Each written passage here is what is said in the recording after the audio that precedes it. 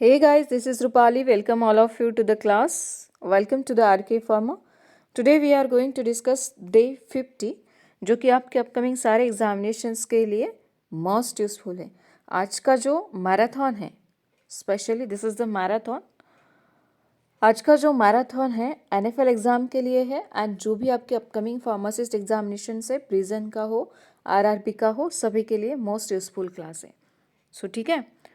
So those who are new to the channel को subscribe करना है एंड सभी को बिफोर स्टार्टिंग द सेशन सभी को लाइक करना, सभी को, ठीक है, क्योंकि मोस्ट यूजफुल क्लास है आपके सारे एग्जामिनेशंस के लिए, ना कि NFL के लिए. ठीक है. सो आज की क्लास में डिस्कस करने जा रहे हैं scheduled act and year, scheduled, important classification, drug and their side effect, vitamins deficiency, then model paper, सब डिस्कस करेंगे. ठीक है.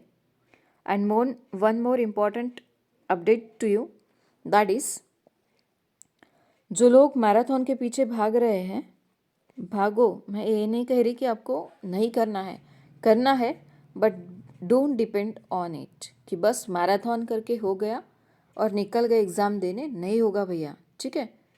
कोई भी हो, ओनली ऑन मैराथन लेके आप जा रहे हो तो नहीं होगा. आपको टोटल क्लासेस करनी होगी. मिनिमम आपको 4 to 5 मंथ्स आपके एग्जामिनेशंस को देने होंगे. ऐसा नहीं है कि मैराथन की PDF कर ली, एग्ज़ाम में गए और बोला मैडम सभी क्वेश्चंस तो डिफरेंट दिख रहे थे. क्यों? क्योंकि आपने प्रैक्टिस नहीं की थी. ठीक है. सो सभी सब्जेक्ट्स को इक्वली ट्रीट करना है, specially pharmacology, pharmacognosy, pharmaceutics and pharmaceutical chemistry as well as analysis. इनको तो बिल्कुल भी नहीं छोड़ना है. एंड ज्यूरिक्स HAP, इनको एक वे में, एक फॉर्म में लेके चलना है. ठीक है. देन जिन लोगों को RRB के लिए, FDA के लिए, NFL के लिए, देन प्रिजन के लिए, सभी एग्जामिनेशंस के लिए अगर टेस्ट देना है, टेस्ट सीरीज चाहिए तो टेस्ट सीरीज़ अवेलेबल है. आप मुझे DM कर सकते हो. ठीक है. जो भी डिटेल्स है आपको सेंड करा दूँगी. Got it. या फिर ऑलरेडी टेलीग्राम चैनल पे अवेलेबल है. एंड जिनको अभी भी PDF से प्रैक्टिस नहीं करनी है, बुक बाय करनी है, बुक बाय करने के लिए लिंक भी दी है डिस्क्रिप्शन में, आप ज्वाइन हो सकते हो एंड बाय कर सकते हो. Got it. Move on to the today's topic. So this is our file. ये हमारी फाइल है, बट बिफोर दैट मैं आपको ऐसे ही बताऊंगी. उसके बाद हम प्रैक्टिस करेंगे विथ PDF. ठीक है. सो द फर्स्ट देखेंगे important drug and their side effect. क्या देखना है? Important drug and their side effect. क्या क्या इम्पॉर्टेंट ड्रग है, क्या क्या उसके साइड इफेक्ट है, ये देखेंगे. फर्स्ट ऑफ ऑल आता है हमारा क्लोरामफेनिकॉल. क्या आता है? क्लोरामफेनिकॉल. नाम तो सुना ही है ना, क्लोरामफेनिकॉल, कि नहीं सुना है? क्लोरामफेनिकॉल. क्लोरामफेनिकॉल का जो साइड इफेक्ट होता है, ये होता है that is grey baby syndrome. क्या होता है? Grey baby syndrome. The first drug is that is chloramphenicol. Writing अगर समझ में नहीं आए तब भी आपको सुनना है, PDF से रिवाइज करेंगे. Got it. The first drug is that is chloramphenicol and chloramphenicol side effect होता है that is grey baby syndrome. क्या होता है? Grey baby syndrome. Second drug is that is aspirin. Aspirin क्या कॉज कराता है? तो एस्पिरिन का साइड इफेक्ट होता है दैट इज रेज सिंड्रोम. क्या होता है? Reye's syndrome. फर्स्ट ड्रग देखा क्लोरामफेनिकॉल. क्लोरामफेनिकॉल कॉज कराता है ग्रे बेबी सिंड्रोम. सेकेंड देखा एस्पिरिन. एस्पिरिन कॉज कराता है Reye's syndrome. Third one is that is captopril. Captopril cause कराता है that is dry cough.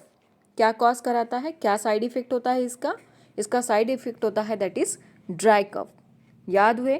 Chloramphenicol क्या कॉज कराता है, क्या साइड इफेक्ट होता है इसका? Grey baby syndrome. एस्पिरिन का क्या होता है? तो एस्पिरिन का होता है Reye's syndrome. Got it. Captopril का साइड इफेक्ट क्या होता है? कैप्टोप्रिल का साइड इफेक्ट होता है that is dry cough. Next one that is morphine. Morphine क्या क्या होता है? मॉर्फिन का साइड इफेक्ट, तो मॉर्फिन के दो साइड इफेक्ट होते हैं। The first one is that is Straub syndrome. क्या होता है? Straub syndrome. The first one Straub syndrome and second one pinpoint pupil. The second one is that pinpoint pupil. Got it? Morphine का side effect होता है Straub syndrome as well as pinpoint pupil. क्या होता है? Straub syndrome as well as pinpoint pupil. ठीक है। Next one is that indomethacin. Next one is that indomethacin. क्या होता है इसका साइड इफेक्ट? बहुत बार आपने सुना होगा। तो एंडोमेथासिन का जो साइड इफेक्ट होता है, ये कॉज क्या कराता है? Frontal headache. क्या कॉज कराता है? Frontal headache. ठीक है। इसके पहले देखा मॉर्फिन, जो कि क्या कॉज कराता है? Straub syndrome as well as pinpoint pupil. इसके नेक्स्ट देखा एंडोमेथासिन, जो कि कॉज कराता है frontal headache. Second one is that is carbamazepine. That is one is the second. Next one is that carbamazepine. क्या cause कराता है carbamazepine? तो ये कॉज कराता है दैट इज अप्लास्टिक एनीमिया। क्या कॉज कराता है? Aplastic anaemia. Carbamazepine cause aplastic anaemia. Indomethacin cause frontal headache. Morphine cause स्ट्रॉप syndrome and pinpoint pupil. Next one that is amiodarone. Next one is that amiodarone. क्या cause कराता है amiodarone? तो amiodarone का जो side effect होता है, ये होता है that is blue baby syndrome. क्या होता है? Blue baby syndrome. And grey baby syndrome किसका होता है? तो ग्रे बेबी जो होता है क्लोरामफेनिकॉल का होता है। किसका होता है? क्लोरामफेनिकॉल का। क्लोरामफेनिकॉल जो होता है ग्रे बेबी सिंड्रोम कॉज कराता है, एंड एमियोडेरन जो होता है ये कॉज कराता है that is blue baby syndrome. Got it? Next one, next है हमारा phenytoin. The next one is that phenytoin. तो फेनिटोइन क्या कॉज कराता है? फेनिटोइन का साइड इफेक्ट क्या होता है? तो फेनिटोइन का जो साइड इफेक्ट होता है, ये होता है दैट इज जिंजीवल हाइपरप्लेशिया। क्या होता है? Gingival hyperplasia. ठीक है। Amiodarone, blue baby syndrome, phenytoin, gingival hyperplasia. Next one that is penicillin. सबको पता होगा पेनिसिलिन का साइड इफेक्ट क्या होता है? तो पेनिसिलिन का साइड इफेक्ट होता है that is Jarisch Herxheimer reaction. क्या होता है? Jarisch Herxheimer reaction. ठीक है। नेक्स्ट आता है हमारा doxorubicin. Next one is that doxorubicin and daunorubicin. ठीक है। क्या होता है इसका साइड इफेक्ट? तो इसका साइड इफेक्ट होता है दैट इज कार्डियोमायोपैथी। क्या होता है? कार्डियोमायोपैथी। पेनिसिलिन कॉज कराता है Jarisch Herxheimer reaction. डॉक्सोरुबिन and डोनोरुबिसिन cause कराता है कार्डियोमायोपैथी। उसके बाद आता है next one that is rifampicin. That is rifampicin. क्या कॉज कराता है? क्या साइड इफेक्ट होता है रिफाम्पिसिन का? तो इसका साइड इफेक्ट होता है दैट इज यूरिन डिस्कलरेशन। क्या होता है? Urine discolouration. रिफाम्पिसिन कॉज कराता है urine discolouration. Next one that is thalidomide. Next one that is thalidomide.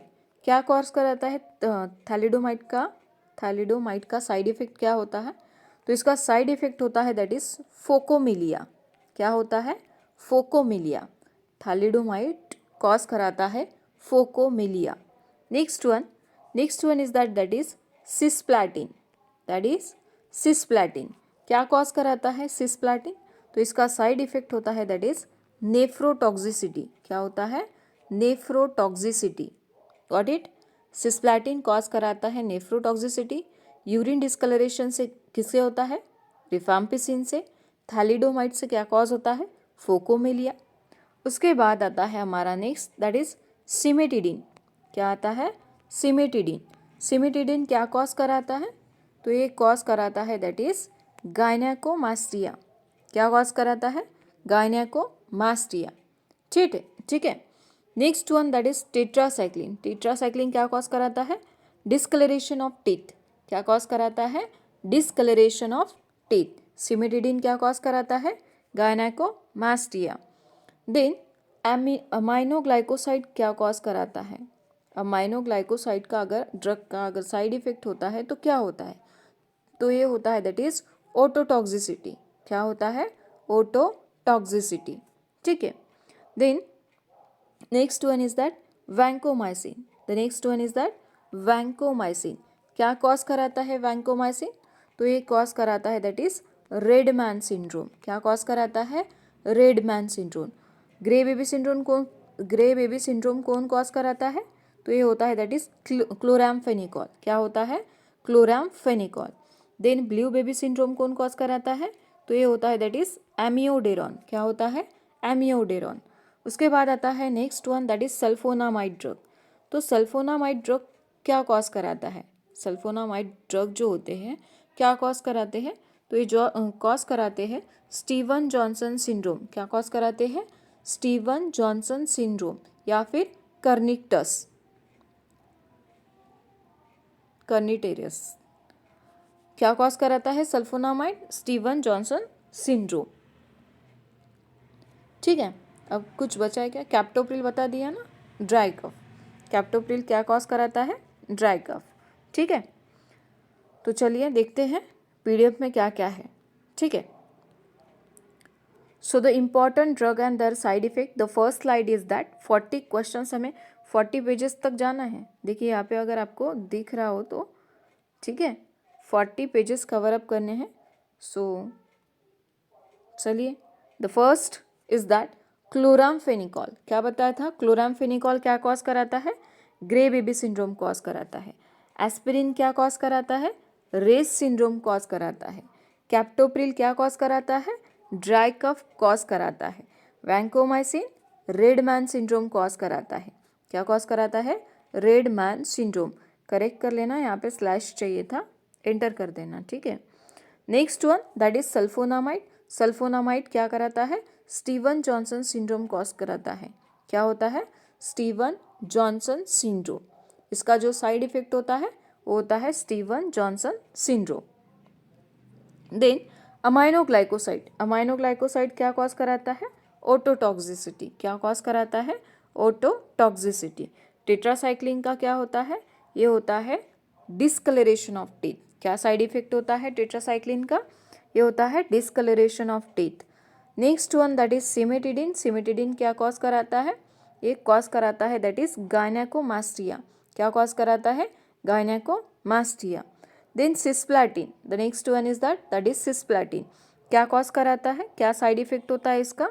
तो सिस्प्लैटिन का जो साइड इफेक्ट होता है ये होता है दैट इज नेफ्रोटॉक्सिसिटी। क्या होता है? नेफ्रोटॉक्सिसिटी। थैलिडोमाइड क्या कॉज कराता है? तो थैलिडोमाइड कॉज कराता है दैट इज फोकोमेलिया। क्या? Phocomelia. Next one that is rifampicin. क्या कॉज कराता है रिफैम्पिसिन? तो रिफैम्पिसिन जो होता है ये कॉज कराता है दैट इज यूरिन डिस्कलरेशन। क्या कॉज कराता है? Urine discolouration. Second one is that doxorubicin and daunorubicin. क्या कॉज कराता है? क्या साइड इफेक्ट होता है इसका?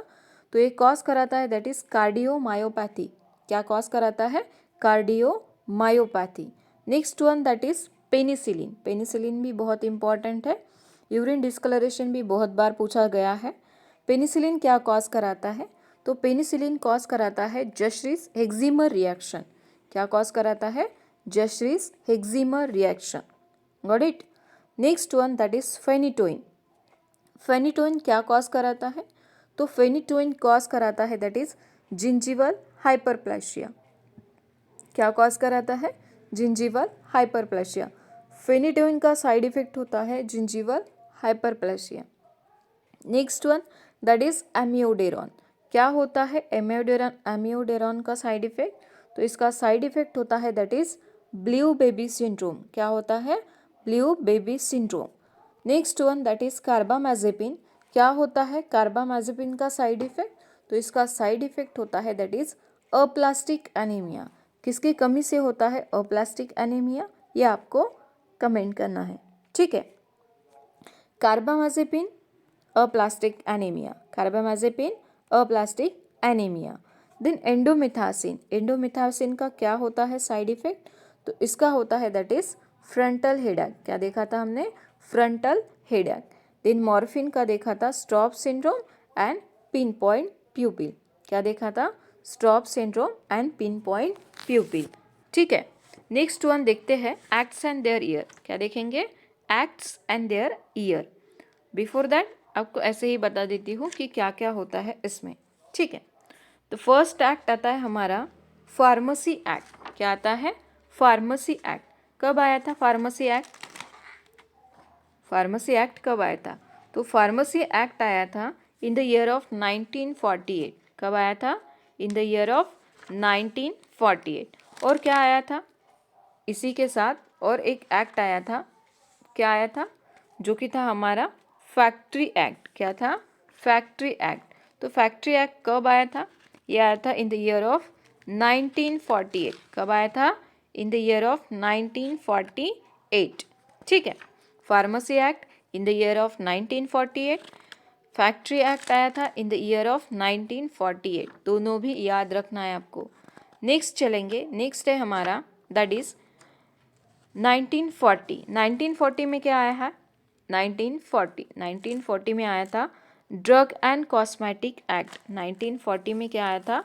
Drug and cosmetic act. 1930 में क्या आया था? 1930 में आया था that is dangerous drug act. क्या आया था? Dangerous drug act. कब आया था?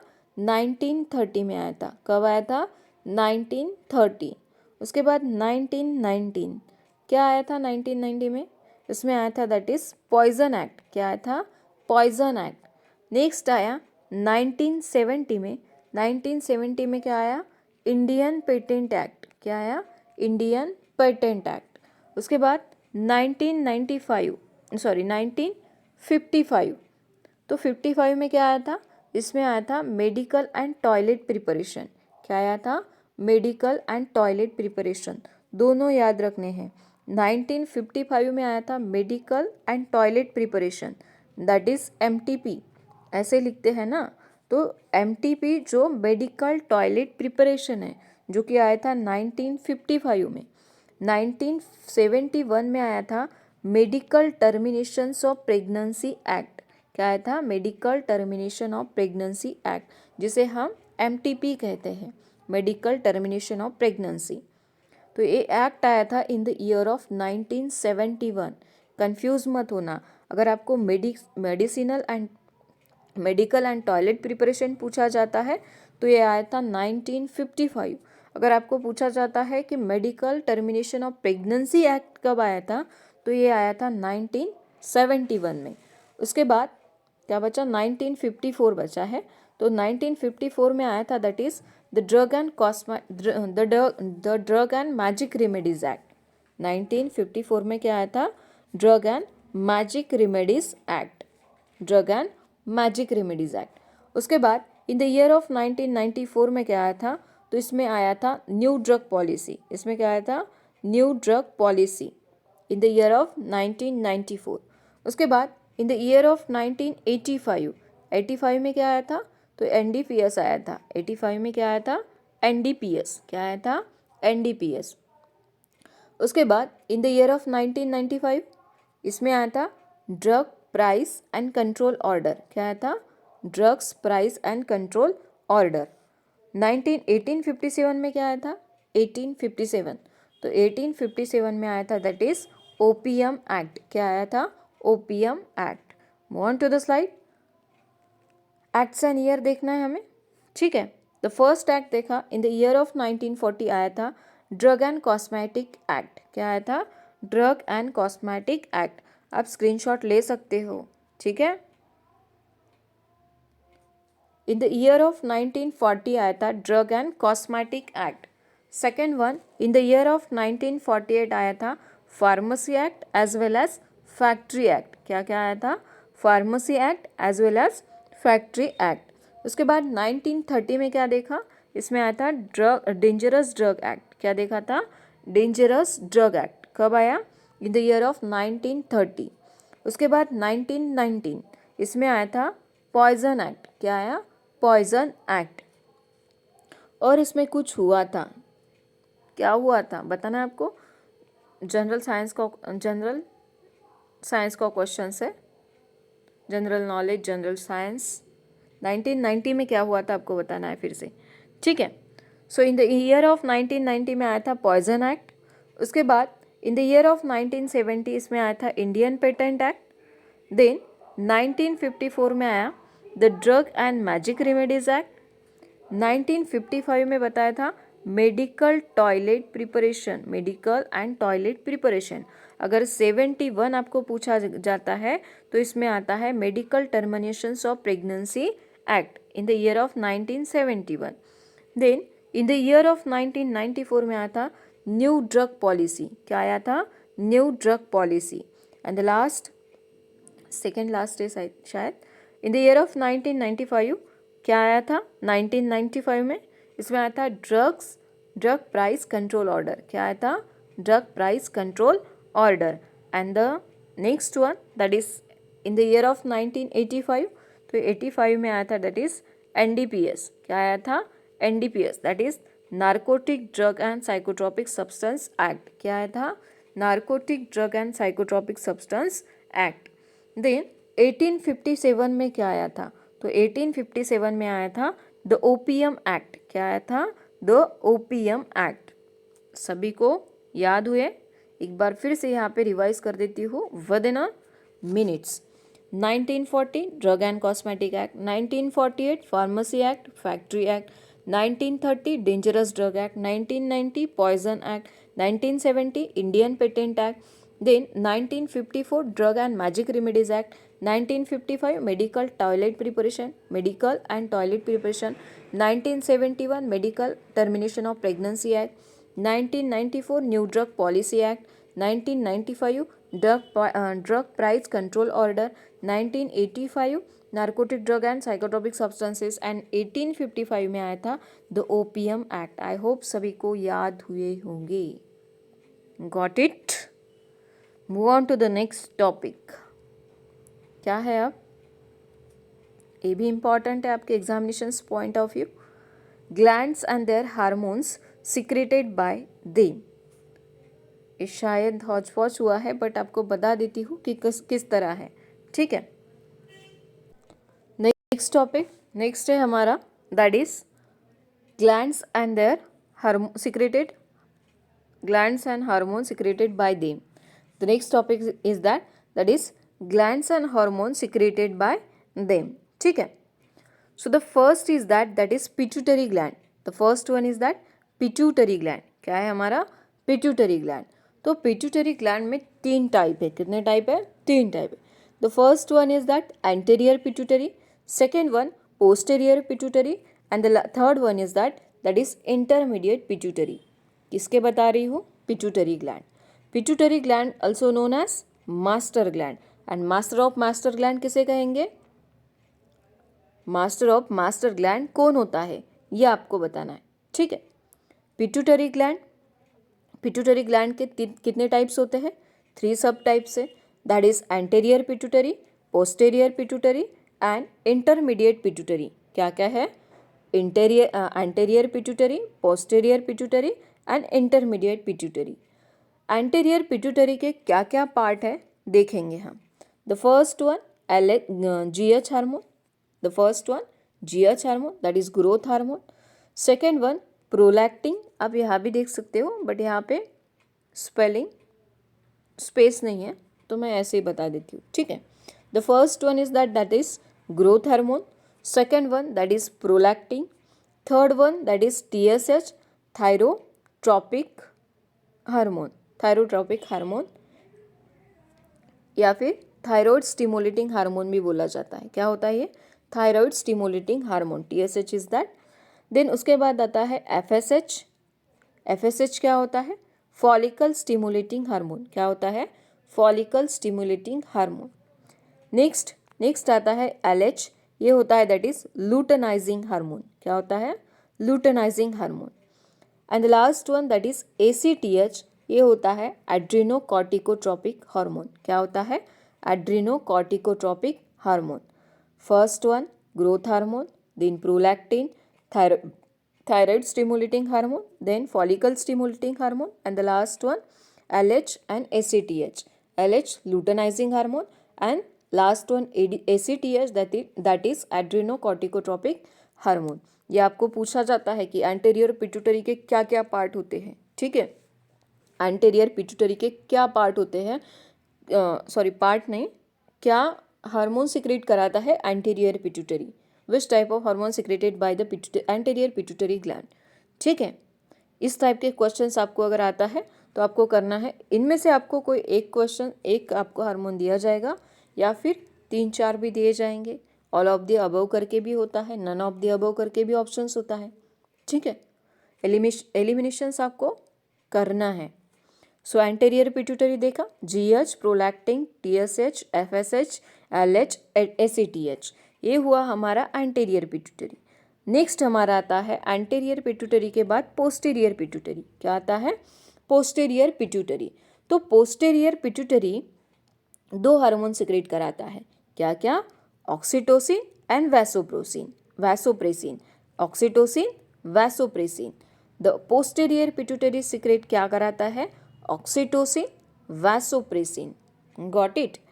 The last one in the pituitary gland that is intermediate pituitary. क्या है? Intermediate pituitary. तो इंटरमीडिएट पिट्यूटरी क्या क्या सिक्रेट कराता है? तो ये सिक्रेट कराता है दैट इज FSH। FSH क्या होता है? ये होता है मेलानोसाइट स्टिमुलेटिंग हार्मोन। क्या होता है? मेलानोसाइट स्टिमुलेटिंग हार्मोन, ठीक है। क्या देखा? एंटीरियर पिट्यूटरी ग्लैंड में कितने ग्लैंड्स होते हैं? सब glands, anterior pituitary, posterior pituitary and intermediate. Anterior में देखा था GH, SH, GH, prolactin, TSH, FSH, LH, ACTH। Prolactin में पोस्टीरियर पिट्यूटरी में क्या देखा? पोस्टीरियर पिट्यूटरी में देखा oxytocin and vasopressin. Intermediate pituitary में क्या देखा? MSH that is melanocyte stimulating hormone, ठीक है। उसके बाद आपको पूछा जाता है थायराइड ग्लैंड में, थायराइड ग्लैंड क्या क्या सिक्रेट कराता है? तो थायराइड ग्लैंड जो होता है ये 3 टाइप के हार्मोन सिक्रेट कराता है। The first one that is calcitonin secrete कराता है, देन थायरोक्सिन सिक्रेट कराता है, and the last one that is triiodothyronine, जिसे हम T3 भी कहते हैं, ठीक है। Triiodothyronine that is T3, thyroxine T4 and calcitonin किससे सिक्रेट होता है? ये सिक्रेट होता है बाय थायराइड ग्लैंड। किससे सिक्रेट होता है? थायराइड ग्लैंड, ठीक है। थायराइड ग्लैंड क्या क्या सिक्रेट कराता है? कितने हार्मोन सिक्रेट कराता है? तो टोटल 3 हार्मोन सिक्रेट कराता है, जो कि होता है ट्राइआइडोथायरोनिन, थायरोक्सिन एंड कैल्सियोटोनिन, ठीक है। उसके बाद आता है हमारा पैराथायराइड ग्लैंड। क्या सिक्रेट कराता है? तो पैराथ हार्मोन सिक्रेट कराता है। क्या सिक्रेट कराता है? पैराथ हार्मोन सिक्रेट कराता है। उसके बाद मोस्ट इम्पॉर्टेंट होता है पैनक्रियाज में भी। पैनक्रियाज 3 टाइप के हार्मोन सिक्रेट कराता है, जो कि है इंसुलिन, ग्लूकागॉन एंड सोमैटोस्टैटिन। क्या क्या है? Insulin, glucagon and somatostatin. तो इंसुलिन होता है बीटा सेल से सिक्रेट। कहाँ से सिक्रेट होता है? इंसुलिन जो सिक्रेट होता है ये बीटा सेल से सिक्रेट होता है। सेकेंड वन ग्लूकागॉन, ये सिक्रेट होता है from alpha cells. Then somatostatin secrete होता है from delta cells of pancreas, ठीक है। पैनक्रियाज 3 टाइप के हार्मोन सिक्रेट कराता है, इंसुलिन, ग्लूकागॉन, सोमैटोस्टैटिन। सोमैटोस्टैटिन होता है डेल्टा सेल्स ऑफ पैनक्रियाज से सिक्रेट, ग्लूकागॉन सिक्रेट होता है alpha cells of pancreas, and the last one insulin secrete होता है बीटा सेल ऑफ पैनक्रियाज, ठीक है। नेक्स्ट आता है हमारा दैट इज एड्रिनल ग्लैंड। तो एड्रिनल ग्लैंड के क्या क्या एग्जाम्पल है, क्या क्या हार्मोन सिक्रेट कराता है, ये हमें देखना है।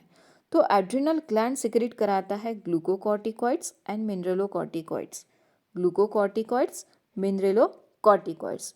तो ग्लूकोकॉर्टिकॉइड्स का एग्जाम्पल जो होता है ये होता है कॉर्टिसोन। क्या होता है?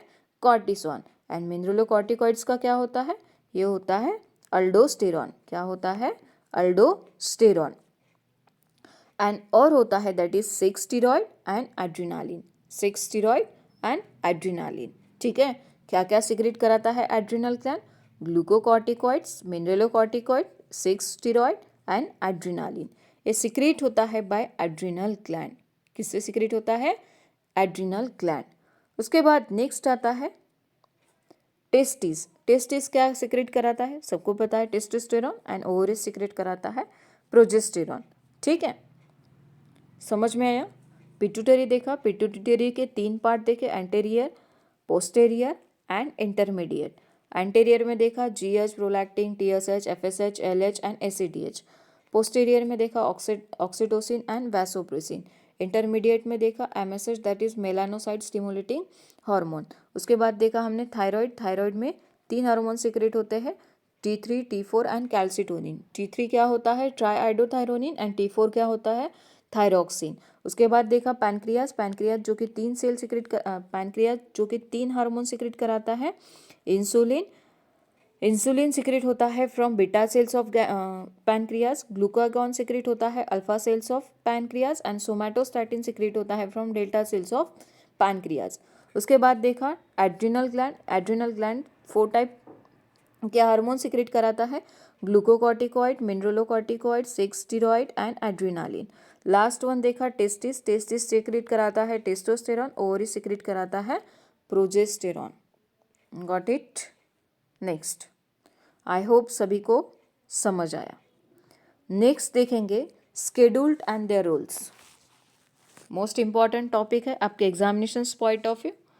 तो स्केड्यूल्ड एंड देयर रूल्स में आता है the first schedule, that is scheduled A.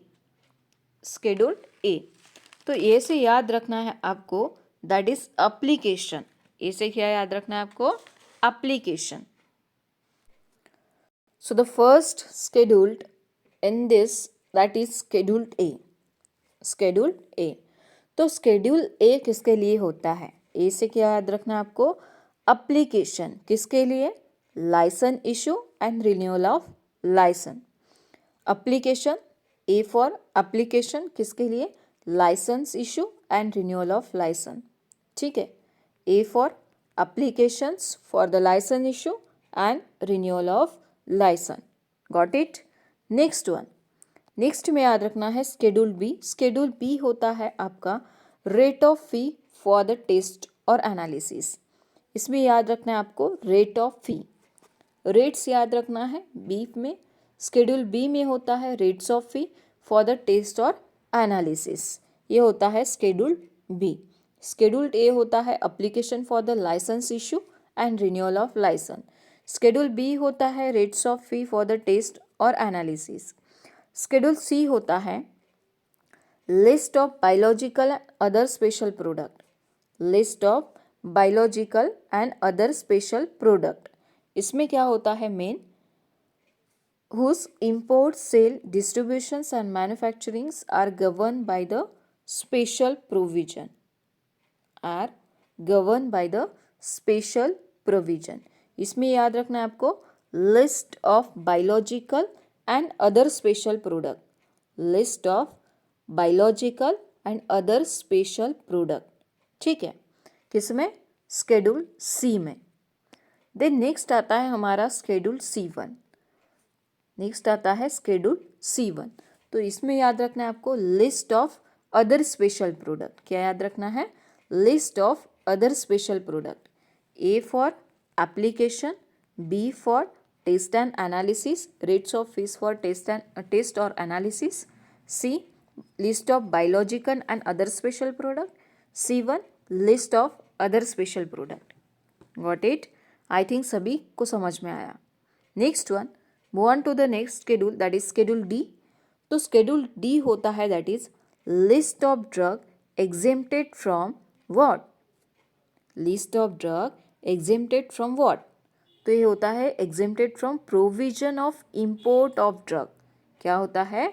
Exempt from provision of imports of drug. Schedule D is designed for the list of drug exempted from the provision of imports of drug. ठीक है, उसके बाद आता है Scheduled E1। क्या आता है? Scheduled E1। तो Scheduled E1 में क्या होता है? Scheduled E1 डिज़ाइन किया गया है list of poisonous substance under the Ayurvedic सिद्धा, यूनानी सिस्टम ऑफ मेडिसिन। क्या क्या?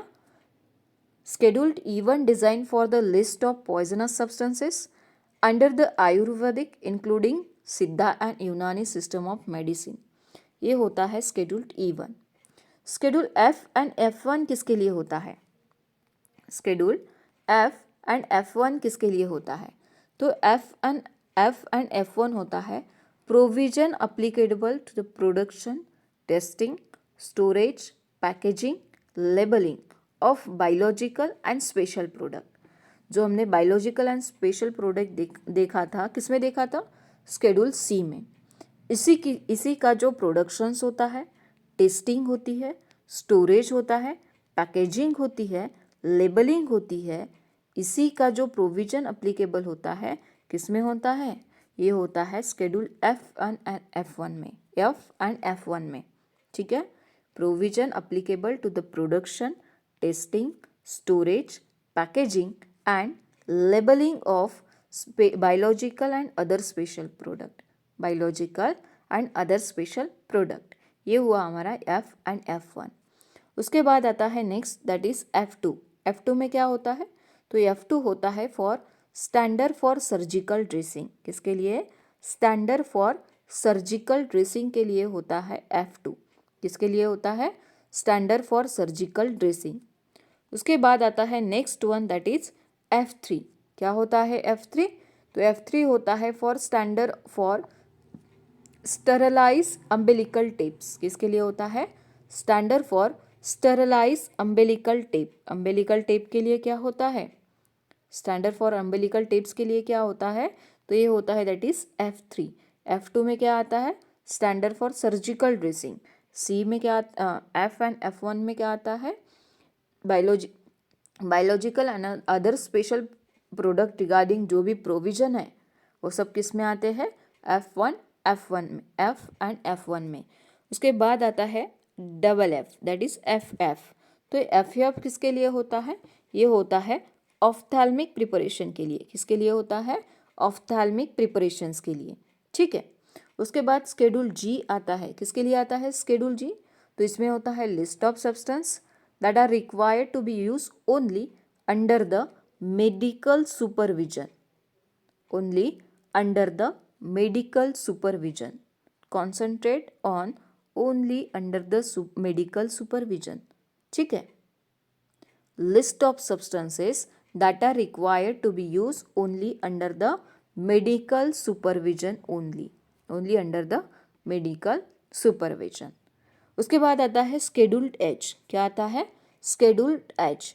तो ये होता है list of prescription drug which are sold by the retail on the prescriptions of registered medical practitioner only. ये भी याद रखना है, रजिस्टर्ड मेडिकल प्रैक्टिशनर ओनली। क्या? List of prescription of drug which are sold by the retail on the prescription of registered medical practitioner only. Registered medical practitioner only. RMP अगर बोला तो schedule H, अगर मेडिकल सुपरविजन के under में बोला तो schedule G। FF बोला ऑफ्थैल्मिक preparation, F3 बोला अम्बिलिकल टेप, F2 बोला surgical dressing, F and F1 बोला तो provision applicable for the production, packaging, testing, storage, ये सभी के लिए F एंड F1। E1 बोला तो list of poisonous substances under the Ayurvedic including Siddha and यूनानी system of medicine. Got it? I hope each one of you understood what I want to tell you। ठीक है, so the first one that is scheduled E1। scheduled E1 अभी बताया, list of poisonous substances under the Ayurvedic including Siddha and Unani system of medicine। E1 is list of poisonous substance under Ayurvedic भी बोला है, including Siddha and यूनानी system of medicine. ये होता है schedule E1। Next schedule F and F1। तो F and F1 provision applicable for production, testing, storage, packaging and labelling of biological and other special product. ठीक है, नेक्स्ट F2 में क्या आता है? तो ये होता है स्टैंडर्ड फॉर सर्जिकल ड्रेसिंग। किसके लिए होता है? Standard for surgical dressing. F3 होता है फॉर अम्बेलिकल टेप्स। किसके लिए होता है? Umbilical tape. F3 होता है अम्बेलिकल टेप। F2 होता है standard for surgical dressing and FF होता है फॉर ऑफ्थैल्मिक प्रिपरेशन। किसके लिए होता है? Ophthalmic preparation. Next one schedule G होता है list of substances that are required to be use only under the medical supervision. List of substances that are required to be used only under the medical supervision. Next one Schedule H. Schedule H किसके लिए होता है? ये होता है list of prescription drugs which are sold by under the prescription of registered retail on prescription of registered medical practitioner only.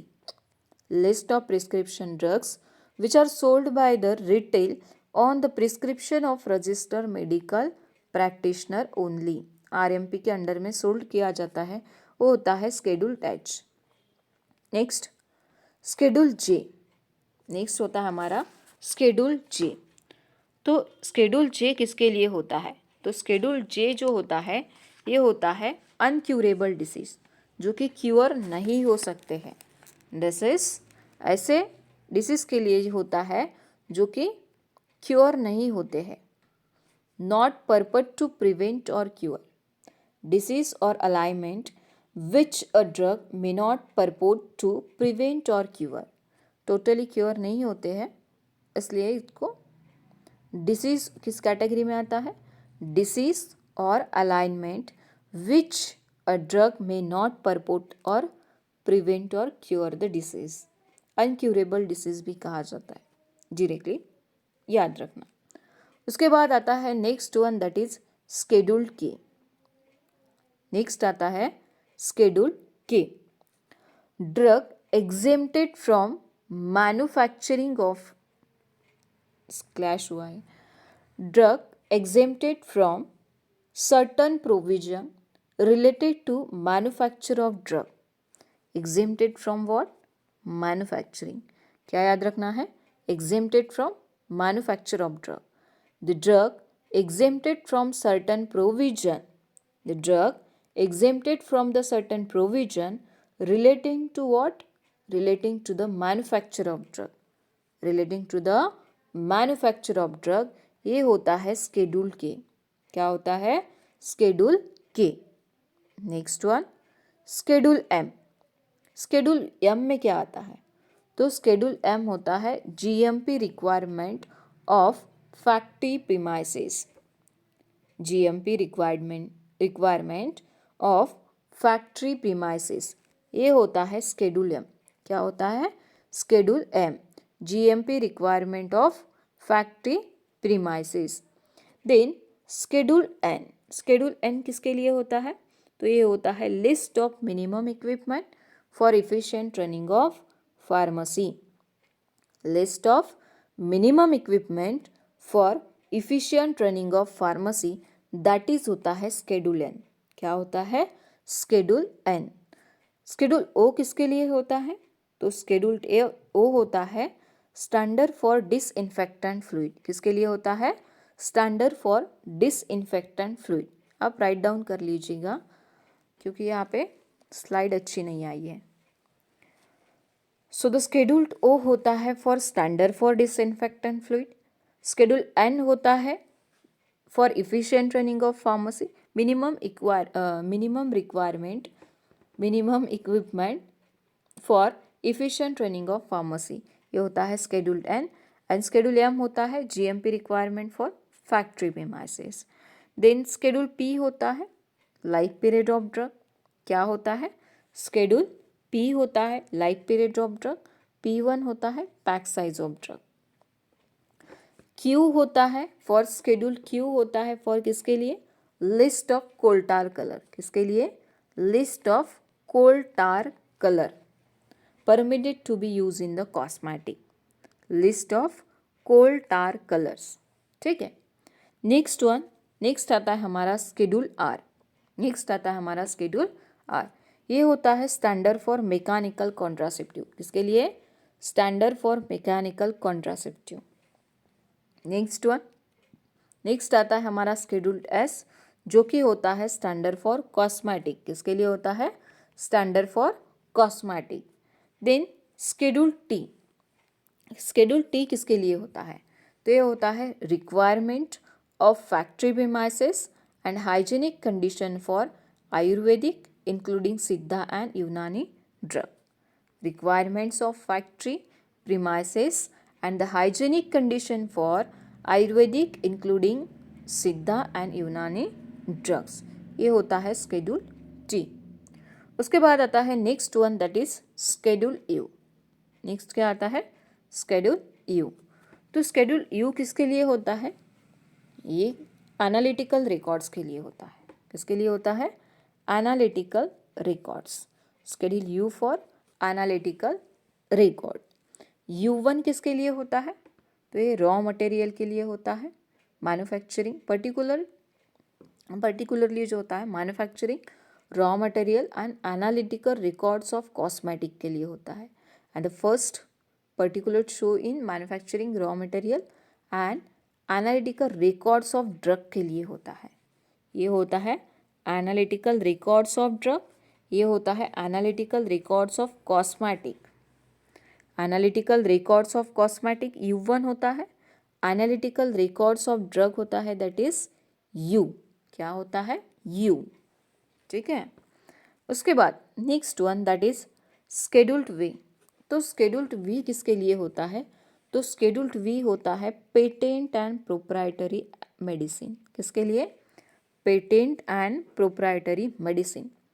Schedule V is designed for the standard for the patent or proprietary medicine। ठीक है, ये होता है हमारा schedule V। उसके बाद schedule W किसके लिए होता है? स्केड्यूल W किसके लिए होता है? तो ये होता है for generic products. Generics, the list of drug which is to be marketed under the generic name only। Marketed under the generic name only, ये होता है that is schedule W। The list of drug which is to be marketed under the generic name only, that is होता है schedule W। Next one, that is scheduled X। ये होता है list of drug whose import, manufacture, sale, labelling and packaging are govern by special provision. The list of drug whose import, manufacture and the sale, labeling, packaging are governed by special provision। उसके बाद the last one, that is scheduled Y। तो scheduled Y design किया गया है for the requirement and guidelines on the clinical trial। Requirement and guidelines on clinical trial for the import and manufacture of the new drug। ठीक है, I hope each one of you understood, got it।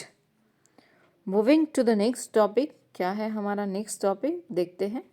तो next topic है हमारा that is NSAID, that is non steroidal anti inflammatory drug का classification है। तो classification NSAID का already मैंने लिया है, तो जिसने नहीं देखा है आपको देख लेना है। ठीक है। So the first class that is non selective COX inhibitor. The first class in NSAID that is non selective COX inhibitor. The first one salicylate, इसमें आता है दैट इज एस्पिरिन। क्या आता है? Aspirin. Second one propionic acid derivative, इसमें आता है ibuprofen, naproxen, ketoprofen. क्या क्या आता है? Ibuprofen, naproxen, ketoprofen. Third one anthranilic acid derivative, इसी का पार्ट है। Non steroidal non selective COX inhibitor का ही पार्ट है। तो फर्स्ट पार्ट देखा सैलिसाइलेट, जिसमें आता है aspirin. Second one propionic acid derivative, जिसमें आता है आइबुप्रोफेन, नाप्रोक्सेन, केटोप्रोफेन। किसमें आता है? सेकेंड क्लास में जो है हमारा प्रोपियोनिक एसिड डेरिवेटिव। थर्ड है एंथ्रानिलिक एसिड डेरिवेटिव, जिसमें आता है हमारा मेफेनेमिक एसिड। क्या आता है? Mefenamic acid.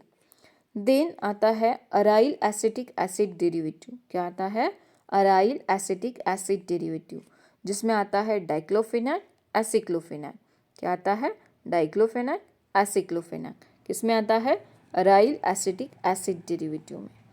नेक्स्ट आता है हमारा fifth one, that is oxicam derivative. क्या आता है? Oxicam derivative. इसमें आता है पायरोक्सीकैम, टेनॉक्सीकैम। क्या आता है? पायरोक्सीकैम, टेनॉक्सीकैम। द लास्ट आता है that is pyrrole derivative. Last नहीं है, पायरोल डेरिवेटिव। पायरोल डेरिवेटिव में आता है दैट इज केटोरोलैक। क्या आता है? केटोरोलैक। पायरोल डेरिवेटिव में आता है दैट इज केटोरोलैक। नेक्स्ट आता है that is indole derivative. Indole derivative में एग्जाम्पल होता है दैट इज एंडोमेथासिन। क्या कॉज कराता है? फ्रंटल हेडेक कॉज कराता है। क्या साइड इफेक्ट देखा था? अभी अभी देखा ना। एंडोल डेरिवेटिव में क्या आता है? Indomethacin. Then the eight one is that is pyrazolone derivative. इसमें आता है phenylbutazone and the oxyphenbutazone. क्या आता है? Phenylbutazone and oxyphenbutazone. ये हुआ हमारा COX inhibitor, selective COX non selective COX inhibitor, non selective COX inhibitor. Total कितने टाइप्स थे इसमें? 8 सब टाइप, और उसके एग्जाम्पल्स आपको याद रखना है। ठीक है। सैलिसाइक्लेट, एस्पिरिन याद हुआ होगा। प्रोपियोनिक एसिड में आइबुप्रोफेन, नाइट्रोक्सेन, केटोप्रोफेन याद हुआ होगा। एंथ्रानिलिक एसिड डेरिवेटिव में मेफेनेमिक एसिड आ रहा है। अराइल एसिटिक एसिड डेरिवेटिव में आता है डाइक्लोफेनाक, एसिक्लोफेनाक। ऑक्सीकैम डेरिवेटिव में आता है पायरोक्सीकैम, टेनॉक्सीकैम। पायरोल डेरिवेटिव में आता है केटोरोलैक। इंडोल डेरिवेटिव में आता है एंडोमेथासिन। पायरोलोजोलोन डेरिवेटिव में आता है phenylbutazone and oxyphenbutazone. Got it. उसके बाद आता है प्रेफरेंशियल कॉक्स-2 इनिबिटर। क्या आता है? Preferential COX-2 inhibitor. इसमें आता है निमेसुलाइड, मेलॉक्सिकैम, नाइबुमेटॉन। क्या आता है? प्रेफरेंशियल कॉक्स-2 इनिबिटर में निमेसुलाइड, मेलॉक्सिकैम, नाइबुमेटॉन। उसके बाद आता है third class, that is selective COX-2 inhibitor. आपको पूछा जाता है एग्जामिनेशन में which one is the preferential COX-2 inhibitor, तो आपको पता होना चाहिए कि प्रेफरेंशियल कॉक्स-2 इनिबिटर में क्या आता है। अगर आपको पूछा जाता है सिलेक्टिव कॉक्स-2 इनिबिटर में क्या आता है, तो आपको बोलना है सिलिकॉक्सिक, पायरोकॉक्सिक, इटोरिकॉक्सिक, रोफेकॉक्सिक। ये किस में आता है? सिलेक्टिव कॉक्स-2 इनिबिटर में आता है। अगर आपको प्रेफरेंशियल कॉक्स-2 इनिबिटर पूछा जाता है तो इसमें आता है निमेसुलाइड, मेलॉक्सिकैम, नाइबुमेटॉन। नाइबुमेटॉन क्या होता है? प्रोड्रग होता है। ये सभी क्लास मैंने ऑलरेडी ली है, आपको देखना है। ठीक है, आरआरबी क्लासेस में ली है। उसके बाद नेक्स्ट आते हैं पॉइजन एंड देयर एक्ट। क्या देखेंगे? Poison and their act.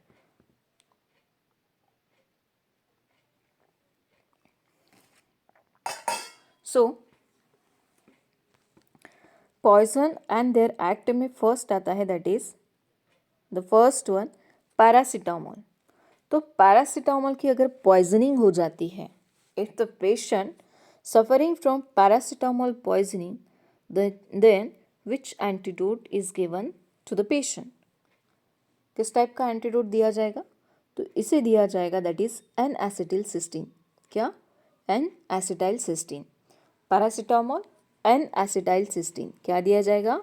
Paracetamol की अगर पॉइजनिंग हो जाती है तो पेशेंट को दिया जाएगा एन एसिटाइल सिस्टीन। क्या दिया जाएगा? N acetyl cysteine. वारफारिन, अगर वारफारिन की पॉइजनिंग हो जाती है तो उस केस में दिया जाता है विटामिन के। क्या दिया जाता है? विटामिन के। अगर हेपारिन का पॉइजन हुआ है तो क्या दिया जाता है? प्रोटामाइन। क्या दिया जाता है? प्रोटामाइन। अल्कोहल का हुआ तो इथेनॉल, फोमेपिजोल, इथेनॉल, फोमेपिजोल। ठीक है। अगर पैरासीटामोल का पॉइजनिंग हुआ तो एन एसिटिल सिस्टीन, वारफारिन का हुआ तो विटामिन के, हेपारिन का हुआ तो प्रोटामाइन, अल्कोहल का हुआ तो इथेनॉल एंड फोमेपिजोल।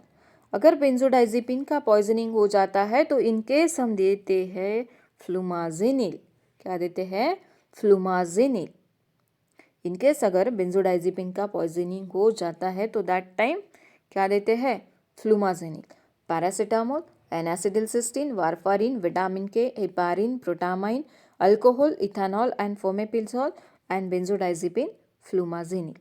नेक्स्ट वन, अगर साइनाइड की पॉइजनिंग हो जाती है तो दैट टाइम हमें देना है sodium nitrate, sodium thiosulphate, amyl nitrate भी प्रेफर किया जाता है। तो साइनाइड में क्या दिया जाता है, साइनाइड अगर पॉइजनिंग हो जाती है तो सोडियम नाइट्रेट, सोडियम थियोसल्फेट किस में दिया जाता है, साइनाइड पॉइजनिंग में। उसके बाद डिगॉक्सिन, डिगॉक्सिन में क्या दिया जाता है, डिगिबाइन, क्या दिया जाता है, डिगिबाइन। आयरन की अगर पॉइजनिंग हो जाती है तो इनके दैट के टाइम दिया जाता है डिफेरॉक्सामाइन, क्या दिया जाता है, डिफेरॉक्सामाइन। नेक्स्ट, आइसोनियाजाइड की अगर पॉइजनिंग हो जाती है तो हम देते हैं दैट इज पायरिडॉक्सिन, क्या देते हैं, पायरिडॉक्सिन। नेक्स्ट, लीड का अगर पॉइजनिंग हो जाता है तो हम देते हैं EDTA, डाइमरकैप्रोल, EDTA एंड डाइमरकैप्रोल। अगर ओपियोइड्स का अगर पॉइजन हुआ है तो क्या देते हैं, नालोक्सोन एंड नालफेम, क्या देते हैं, नालोक्सोन एंड नालफेम। ठीक है। ऑर्गेनोफॉस्फेट का अगर पॉइजनिंग हुआ है तो दैट केस क्या देते हैं, अगर ऑर्गेनोफॉस्फेट की पॉइजनिंग हुई है तो क्या क्या देंगे, एट्रोपिन देंगे, प्रेलिडॉक्सिम देंगे, क्या देंगे, एट्रोपिन, प्रेलिडॉक्सिम। अगर एट्रोपिन की खुद पॉइजनिंग हुई हो तो एट्रोपिन की अगर पॉइजनिंग हुई है तो दैट टाइम हम देंगे फाइसोस्टिग्मिन, क्या देंगे, physostigmine. Understood? So got it everyone? बता दो एक बार फिर से, paracetamol, N acetylcysteine, warfarin, vitamin K, heparin, protamine sulphate, alcohol, ethanol, fomepizole, benzodiazepine, flumazenil, then cyanide poisoning, sodium nitrate, sodium thiosulphate, digoxin, Digibind. Iron poisoning हो जाता है desferrioxamine, then isoniazid, pyridoxine, lead acetate, EDTA, dimercaprol. Opiates का अगर poisoning हुआ है तो naloxone, naloxone and nalmefene. Then organophosphate का अगर हुआ है तो एट्रोपिन, प्रेलिडॉक्सिम एंड एट्रोपिन का अगर खुद पॉइजन हुआ है तो दैट टाइम फाइसोस्टिग्मिन। ठीक है। देन नेक्स्ट पढ़ेंगे इसेंशियल एंड नॉन इसेंशियल, बहुत बार करवाया है तो आप शॉर्ट्स वगैरह देख लेना, उसमें भी है। ठीक है, या फिर इसको स्क्रीनशॉट लेके पढ़ लो। देन देखते हैं विटामिन्स, देन देखेंगे विटामिन्स। तो वाटर सॉल्युबल क्या है, फैट सॉल्युबल क्या है। तो फैट सॉल्युबल में याद रखना है आपको कीड़ा, क्या याद रखना है, कीड़ा, क्या याद रखना है, कीड़ा। Vitamin K, vitamin E, vitamin D and vitamin ए किस में आता है, फैट सॉल्युबल विटामिन में। किस में आता है, फैट सॉल्युबल विटामिन में। विटामिन ए की अगर डिफिशियंसी हो जाती है तो क्या कॉज होता है, इससे कॉज होता है नाइट ब्लाइंडनेस। क्या होता है, नाइट ब्लाइंडनेस। विटामिन ए को ही क्या बोला जाता है, विटामिन ए को बोला जाता है रेटिनॉल। क्या बोला जाता है, रेटिनॉल। रेटिनॉल की अगर डिफिशियंसी हो जाती है तो क्या कॉज होता है, नाइट ब्लाइंडनेस। क्या कॉज होता है, क्या कॉज होता है, नाइट ब्लाइंडनेस। उसके बाद vitamin D is also known as calciferol. Vitamin D को क्या बोला जाता है, कैल्सीफेरॉल बोला जाता है। इसमें होता है rickets in children and osteomalacia in adult, rickets in children and osteomalacia in the adult. उसके बाद विटामिन ई जो होता है ये होता है टोकोफेरॉल, विटामिन ई टोकोफेरॉल बोला जाता है। ये क्या डिफिशियंसी होती है इसके, स्टेरिलिटी। उसके बाद विटामिन के जो कि होता है फाइलोक्विनोन। आपको बताना है विटामिन के जो सब टाइप होते हैं, K1, K2, K3, इसके नाम आपको बताना है। ठीक है। विटामिन के, तो विटामिन के अल्सो नोन एज फाइलोक्विनोन। क्या होता है, फाइलोक्विनोन। तो फाइलोक्विनोन की जब अगर डिफिशियंसी हो जाती है तो इससे क्या कॉज होता है, हीमोरेज। अगर डिफिशियंसी हो गई तो इससे होता है haemorrhage. Vitamin K deficiency is haemorrhage, vitamin E sterility, vitamin D rickets in children, osteomalacia in adult and vitamin A cause कराता है नाइट ब्लाइंडनेस। ठीक है, यही आपको यहाँ पे दिया है कि वाटर सॉल्युबल अगर पूछा एंड फैट सॉल्युबल अगर आपको पूछा तो पता होना चाहिए कि फैट सॉल्युबल में क्या आता है। तो फैट सॉल्युबल में आता है दैट इज कीड़ा, vitamin K, vitamin E, vitamin D, vitamin A. तो vitamin A also known as retinol जो कि कॉज कराता है नाइट ब्लाइंडनेस। विटामिन डी को बोला जाता है कैल्सीफेरॉल जो कि कॉज कराता है rickets in children and osteomalacia in adult. Vitamin E also known as tocopherol जो कि कॉज कराता है स्टेरिलिटी। विटामिन के को बोला जाता है फाइलोक्यूनॉन, इसकी अगर डिफिशियंसी हो जाती है तो कॉज होता है हीमोरेज। ठीक है, उसके बाद आपको देखना है कि वाटर सॉल्युबल विटामिन में क्या क्या आता है। वाटर सॉल्युबल विटामिन में क्या क्या आता है, तो first of all vitamin B1 आता है जो कि होता है थायामीन। थायामीन की डिफिशियंसी से क्या होता है, तो इससे होता है बेरी। क्या होता है, बेरी।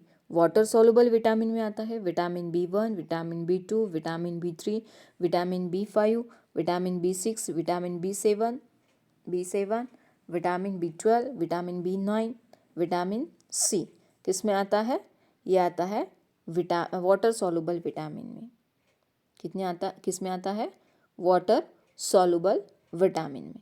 तो विटामिन बी जो होता है इसे हम थायामीन कहते हैं एंड इसकी जब डेफिशिएंसी हो जाती है तो इससे कॉज होता है beriberi. It cause beriberi. Second one is that is vitamin B2 also known as riboflavin cause कराता है चिलोसिस एंड ग्लोसिटिस। क्या कॉज कराता है, cheilosis and glossitis. Vitamin B3 होता है दैट इज निकोटिनिक एसिड या फिर इसे ही नियासिन बोला जाता है। Vitamin B3 also known as niacin and nicotinic acid. इसकी अगर डेफिशिएंसी हो जाती है तो होता है हमें पेलाग्रा। क्या होता है, पेलाग्रा। देन विटामिन B5 से क्या होता है, विटामिन B5 होता है पैंटोथेनिक एसिड जिससे होता है एलोपेशिया। क्या होता है, एलोपेशिया। देन नेक्स्ट आता है विटामिन B6 जो कि होता है पायरिडॉक्सिन की अगर डिफिशियंसी हो जाती है तो इससे होता है omitting in pregnant woman and conversion in children. omitting in pregnancy and convulsion in children। ये होता है विटामिन B6 की डिफिशियंसी। विटामिन B6 होता है दैट इज पायरिडॉक्सिन। नेक्स्ट आता है हमारा फॉलिक एसिड। तो फॉलिक एसिड क्या कॉज कराता है, megaloblastic anaemia and pernicious anaemia. Folic acid किसे बोला जाता है, विटामिन B9 को। किसे बोला जाता है, विटामिन B9 ही होता है ना, कंफर्म कर लेने एक बार। तो इससे क्या कॉज होता है, megaloblastic anaemia and pernicious anaemia. क्या होता है, megaloblastic anaemia and pernicious anaemia. उसके बाद आता है विटामिन B7 दैट इज जिसे हम बायोटीन भी बोला जाता है, दैट इज विटामिन H जो क्या कॉज कराता है, डर्माटाइटिस। क्या कॉज कराता है, डर्माटाइटिस। सो विटामिन B7 क्या कॉज कराता है, तो ये कॉज कराता है डर्माटाइटिस। विटामिन B9 जो होता है ये कॉज कराता है megaloblastic anaemia and pernicious anaemia. Vitamin B12 जो साइनोकोबालामाइन कहा जाता है ये कॉज कराता है pernicious anaemia and vitamin C cause कराता है that is ascorbic acid. Vitamin C को बोला जाता है एस्कॉर्बिक एसिड एंड इसकी डिफिशियंसी से होता है दैट इज स्कर्वी। क्या होता है, स्कर्वी। ठीक है, नेक्स्ट देखते हैं disease and their causative agent. बहुत बार लिया है ये भी टॉपिक, तो ज़्यादा टाइम वेस्ट नहीं करेंगे। सो the first one that is chicken pox. Chicken pox. तो चिकन पॉक्स किससे कॉज होता है, chicken pox is cause by which virus, या फिर कॉजेटिव एजेंट क्या होता है उसका, तो ये होता है दैट इज वैरिसोला जोस्टर। क्या होता है, वैरिसेला जोस्टर। इन्फ्लुएंजा का कॉजेटिव एजेंट कौन होता है? ये होता है हीमोफिलस इन्फ्लुएंजा। क्या होता है? Haemophilus influenza. डिफ्थेरिया का कौन होता है? तो ये होता है कोरिनोबैक्टीरियम डिफ्थेरी। क्या होता है? कोरिनेबैक्टीरियम डिफ्थेरी। चिकन पॉक्स का होता है वैरिसेला जोस्टर। इन्फ्लुएंजा का होता है हीमोफिलस इन्फ्लुएंजा। डिफ्थेरिया का होता है कोरिनेबैक्टीरियम डिफ्थेरी। वुपिंग कप का होता है बॉर्डेटेला पर्ट्यूसिस, जिसे हम पर्टूसिस भी बोलते हैं। देन ट्यूबरकुलोसिस का होता है माइकोबैक्टीरियम ट्यूबरकुलोसिस। लेप्रेसी का होता है माइकोबैक्टीरियम लेप्री। ठीक है। वुपिंग कप का क्या होता है? बॉर्डेटेला पर्टूसिस। ट्यूबरकुलोसिस का कॉजेटिव एजेंट होता है माइकोबैक्टीरियम ट्यूबरकुलोसिस। लेप्रेसी का क्या होता है? ये होता है माइकोबैक्टीरियम लेप्री। फाइलेरियासिस का क्या होता है? ये होता है उस्टेरिया ब्रोंकोफ्टी। Tetanus cause due to the clostridium tetani. Gonorrhoea Neisseria gonorrhoea. And typhoid होता है बाय साल्मोनेला टाइफी। ठीक है। इसके बाद है क्या? सिफिलिस। सिफिलिस का पॉजिटिव एजेंट कौन होता है? ये होता है ट्रेपोनेमा पैलिडम। ठीक है। चिकन पॉक्स किससे कॉज होता है? वारिसेला जोस्टर से। इन्फ्लुएंजा हीमोफिलस इन्फ्लुएंजा से होता है। डिफ्थेरिया कोरिनेबैक्टीरियम डिफ्थेरी से होता है। वुफिंग कफ बॉर्डेटेला पर्टूसिस से होता है। माइकोबैक्टीरियम ट्यूबरकुलोसिस से क्या होता है? ट्यूबरकुलोसिस होता है। एंड माइकोबैक्टीरियम लेप्री से क्या होता है? लेप्रेसी होता है। उस्टेरिया ब्रोंकोफ्टी किसका पॉजिटिव एजेंट है? तो ये है फाइलेरियासिस का। टिटानियस का पॉजिटिव एजेंट कौन है? तो ये है Clostridium tetani. Gonorrhoea is cause by Neisseria gonorrhoeae. Typhoid is cause by Salmonella typhi. And the last one syphilis is cause by Treponema pallidum. Got it? I hope सभी को समझ आया। ठीक है।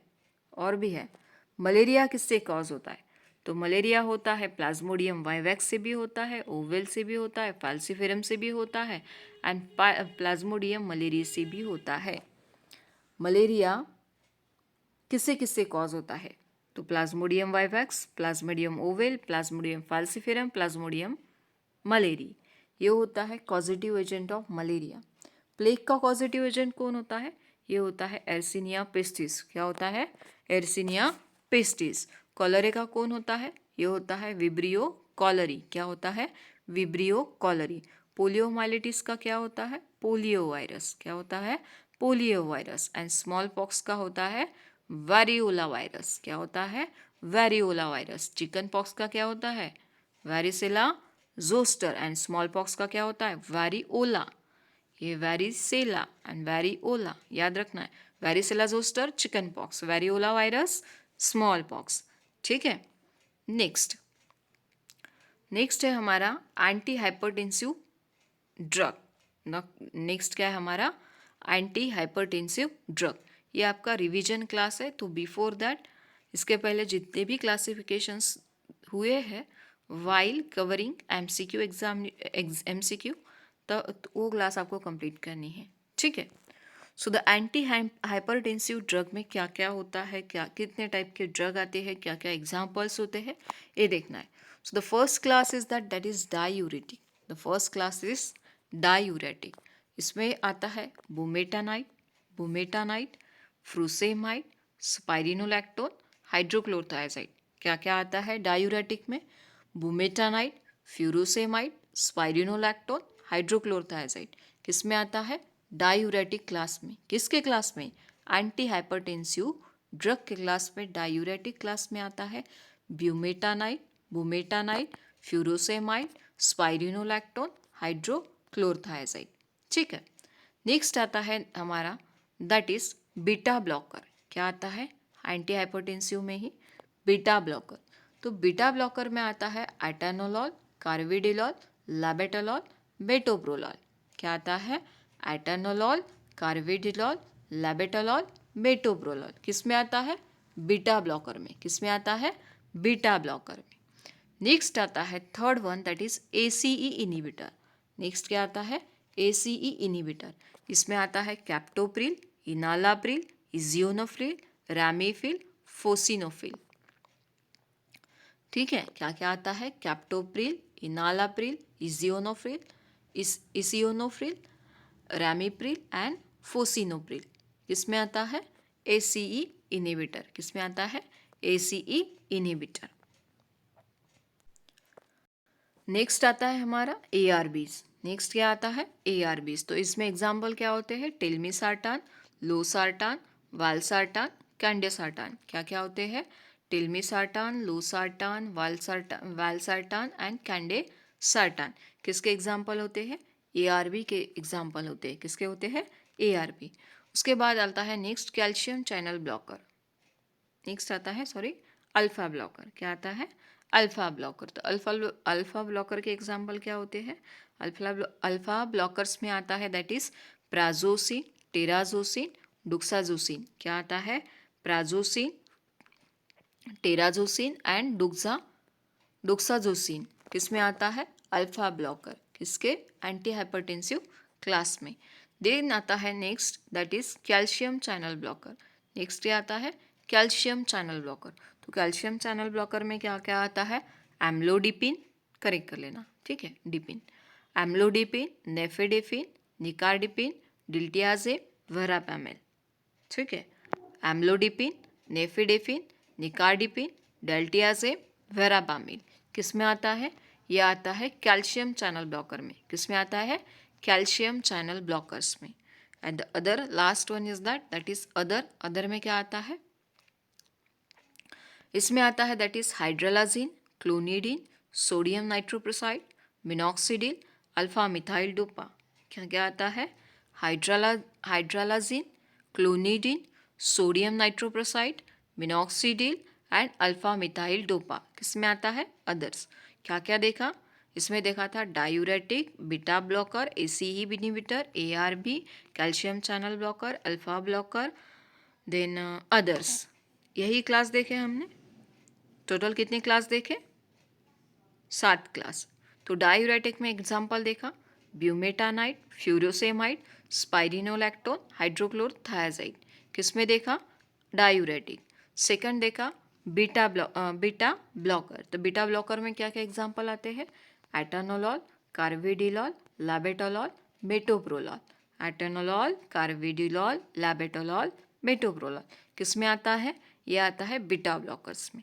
देन थर्ड देखा हमने ACE इनहिबिटर। क्या देखा? Third one ACE inhibitor. इसमें क्या आता है? इसमें आता है कैप्टोप्रिल, इनालाप्रिल, लिजियोनोफ्रिल, रामीप्रिल एंड फोसिनोफ्रिल। क्या क्या आता है? कैप्टोप्रिल, इनालाप्रिल, लिजियोनोफ्रिल, शायद मैंने इजियोनोफ्रिल बोला था, करेक्ट कर लेना, लिजियोनोफ्रिल होता है वो।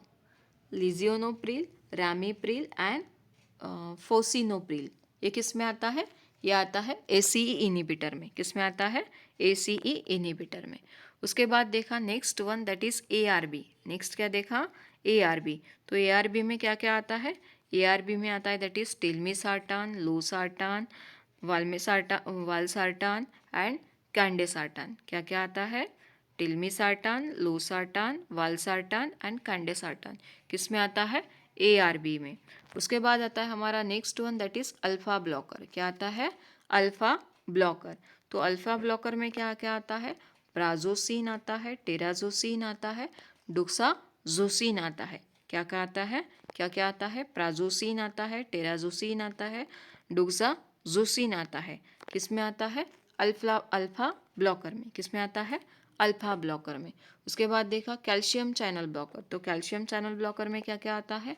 एम्लोडिपिन आता है, नेफिडेफिन आता है, निकार्डिपिन आता है, डिल्टियाजिम आता है एंड वेरापैमिल आता है। किस में आता है? Calcium channel blocker. उसके बाद लास्ट वन देखा अदर। अदर में क्या आता है? मिनॉक्सिडिल आता है, अल्फा मिथाइल डोपा आता है, सोडियम नाइट्रोप्रोसाइड आता है, क्लोनिडीन आता है, हाइड्रोलाजीन आता है। किस में आता है? ये आता है अदर में। ये हुआ हमारा एंटी हाइपरटेंसिव क्लास का क्लासिफिकेशन। Got it? उसके बाद आता है दैट इज डायूरेटिक। उसके बाद क्या आता है? डायूरेटिक। तो डायूरेटिक में सबसे फर्स्ट आता है दैट इज थायजाइड डायूरेटिक। क्या आता है? Thiazide diuretic. तो थायजाइड डायूरेटिक में फर्स्ट आता है हमारा दैट इज, ये है हमारा एग्जाम्पल क्लोरथायाजाइड। क्या आता है? क्लोरथायाजाइड। क्या आता है? क्लोरथायाजाइड। सेकेंड आता है हाइड्रोक्लोरथायाजाइड, थर्ड आता है इंडापामाइड क्लोरथैलिडोन। क्या आता है? Indapamide chlorthalidone. The first class that is thiazide diuretic, क्लोरथाइड इसका एग्जाम्पल होता है। तो क्या क्या एग्जाम्पल है? Chlorothiazide, hydrochlorothiazide, indapamide and chlorthalidone. ठीक है, 4 टाइप के एग्जाम्पल है। किस में है? थायजाइड डायूरेटिक में। किस में है? थायाजाइड डायूरेटिक में। क्लोरथायाजाइड, हाइड्रोक्लोरथायाजाइड, इंडापामाइड एंड क्लोरथैलिडोन किसके एग्जाम्पल है? डायूरेटिक के थायजाइड डायूरेटिक्स में आता है ये क्लास। उसके बाद आता है next one that is loop diuretic. Next क्या आता है? Loop diuretic. तो लूप डायूरेटिक में क्या आता है? इसके एग्जाम्पल होता है फ्यूरोसेमाइड, टॉर्सेमाइड, ब्यूमेटानाइड। क्या क्या आता है? Furosemide, torsemide, bumetanide. Antihypertensive and diuretic को कनेक्ट करके पढ़ना है आपको। ठीक है, थायजाइड डायूरेटिक में देखा क्लोरथायाजाइड, सेकंड में देखा हाइड्रोक्लोरथायाजाइड, देन इंडेपामाइड एंड क्लोरथैलिडोन किसके एग्जाम्पल है? यह है थायजाइड डायूरेटिक के एग्जाम्पल है। इसके बाद लूप डायूरेटिक में आता है फ्यूरोसेमाइड, टॉर्सेमाइड, ब्यूमेटानाइड किसके एग्जाम्पल है? लूप डायूरेटिक के हैं। नेक्स्ट आता है पोटेशियम स्पेरिंग डायूरेटिक। क्या है? Potassium sparing diuretic. तो इसमें क्या क्या एग्जाम्पल आते हैं? इसमें आता है एमिलोराइड, स्पाइरिनोलैक्टोन एंड ट्रायमटेरिन। क्या क्या आता है? एमिलोराइड, स्पाइरिनोलैक्टोन एंड ट्रायमटेरिन किसके एग्जाम्पल है? Potassium sparing diuretic. किसके है? Potassium sparing diuretic that is amiloride, spironolactone, triamterene. उसके बाद आता है कार्बोनिक अनहाइड्रेस इनिबिटर। उसके बाद क्या आता है? कार्बोनिक अनहाइड्रेस इनिबिटर किसका एग्जाम्पल होता है? ये होता है दैट इज इसका एग्जाम्पल होता है एसिटाजुलामाइड। क्या एग्जाम्पल है? एसिटाजुलामाइड। एंड ऑस्मोटिक डायूरेटिक में क्या आता है? बहुत बार पूछा जाता है लूप डायूरेटिक, पोटेशियम, ये सारे डायूरेटिक का टोटल क्लासिफिकेशन पूछा जाता है। बहुत बार क्वेश्चंस आपको देखने मिलेंगे एसिटाजुलामाइड के रिगार्डिंग, स्पाइरिनोलैक्टोन के रिगार्डिंग, देन एमिलोराइड के रिगार्डिंग, ब्यूमेटानाइड बार बार पूछा जाता है, टॉर्सेमाइड बार बार पूछा जाता है, क्लोरथैलिडोन पूछा जाता है, क्लोरथायाजाइड पूछा जाता है। ठीक है, तो ये हुआ हमारा डायूरेटिक का क्लासिफिकेशन। तो डायूरेटिक में कितने क्लास देखे? टोटल 5 क्लास देखे। तो फर्स्ट देखा थायजाइड डायूरेटिक जिसमें आता है क्लोरथैलिडोन, क्लोरथायाजाइड, हाइड्रोक्लोरथायाजाइड, इंडेपामाइड किसमें आता है? Thiazide diuretic. सेकंड देखा लूप डायूरेटिक जिसमें आता है फ्यूरोसेमाइड, टॉर्सेमाइड, ब्यूमेटानाइड किसमें आता है? Loop diuretic. थर्ड देखा that is potassium sparing diuretic, इसमें आता है एमिलोराइड, स्पाइरिनोलैक्टोन, ट्रायमटेरिन। उसके बाद देखा कार्बोनिक अनहाइड्रेस इनिबिटर, इसमें आता है एसिटाजुलामाइड। लास्ट देखा दैट इज ऑस्मोटिक डायूरेटिक, इसमें आता है यूरिया एंड मैनिटॉल। क्या आता है? Urea and mannitol. Next glucocorticoids पूछा जाता है आपके examination point of view, important है। वैसे तो हमने अभी अभी देखा था ग्लूकोकॉर्टिकॉइड्स एंड मिनरलोकॉर्टिकॉइड्स। किसमें देखा था? देखा ना, glands and their hormone secretion, glucocorticoids, mineralocorticoid.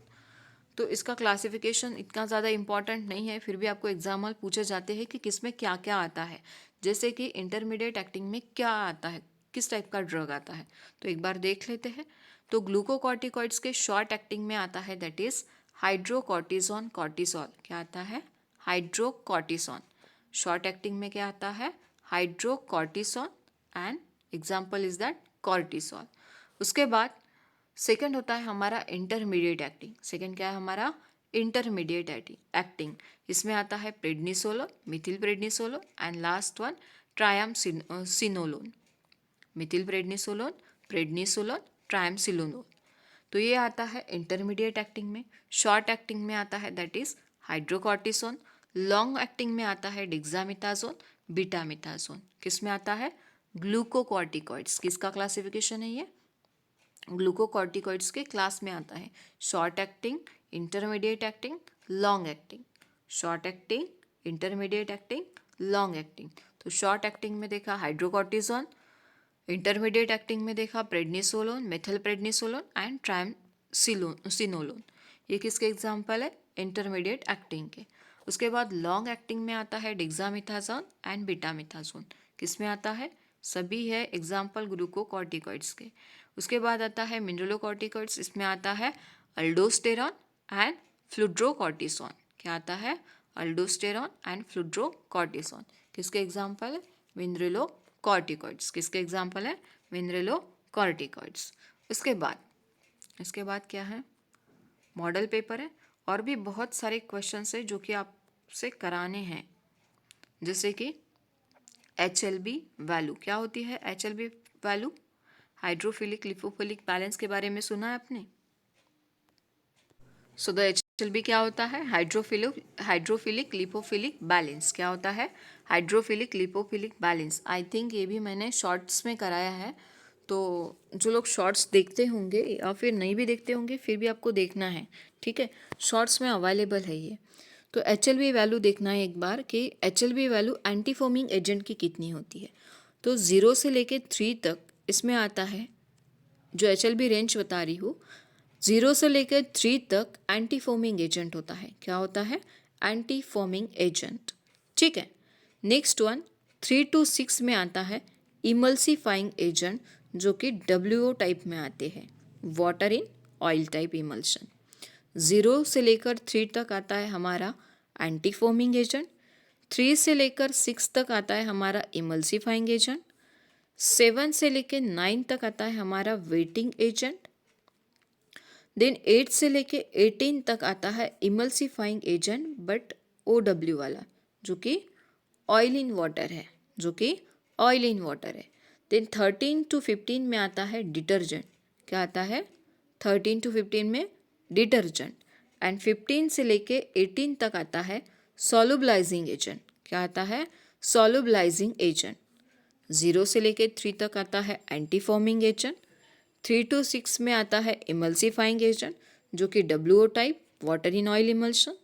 7 to 9 में आता है वेटिंग एजेंट। 8 to 18 में आता है इमल्सिफाइंग एजेंट आता है बट ऑयल इन वाटर वाला आता है। 13 to 15 के बीच में आता है डिटर्जेंट एंड 15 to 18 के बीच आता है सॉल्युबलाइजिंग एजेंट। क्या आता है? Solubilising agent. ये भी इम्पॉर्टेंट है। उसके बाद एक बार फार्माकोपिया को भी रिवाइज कर लेते हैं। कि फार्माकोपिया में आपको किस टाइप के क्या क्या क्वेश्चंस पूछे जाते हैं, ठीक है? So the first Indian pharmacopoeia कब पब्लिश हुआ था? क्या क्वेश्चन पूछेंगे आपको? फर्स्ट इंडियन फार्माकोपिया कब पब्लिश हुआ था? तो फर्स्ट इंडियन फार्माकोपिया जो है वो पब्लिश हुआ था इन द ईयर ऑफ 1955। कब पब्लिश हुआ था? इन द ईयर ऑफ 1955, ठीक है? एक second. So the first Indian pharmacopoeia publish in the year of 1955। कब? 1955। इसका सप्लीमेंट आया था इन the year of 1960। Second publish हुआ इन द ईयर ऑफ 1966। इसका जो सप्लीमेंट आया था ये आया था 1975। फर्स्ट का सप्लीमेंट आपको पूछा जा सकता है, ठीक है? So the first Indian pharmacopoeia आया था 1955, सेकेंड आया था 1966, जिसका सप्लीमेंट आया था 1975, थर्ड आया था इन द ईयर ऑफ 1985। कब आया था? इन द ईयर ऑफ 1985। फोर्थ आया है हमारा 1996, फिफ्थ आया है हमारा 2007 में, देन सिक्स्थ आया हमारा 2010 में, सेवन आया हमारा 2014 में, एट आया हमारा 2018 में एंड द नाइन्थ आया हमारा 2022 में। Got it? आई थिंक सभी को समझ आया होगा।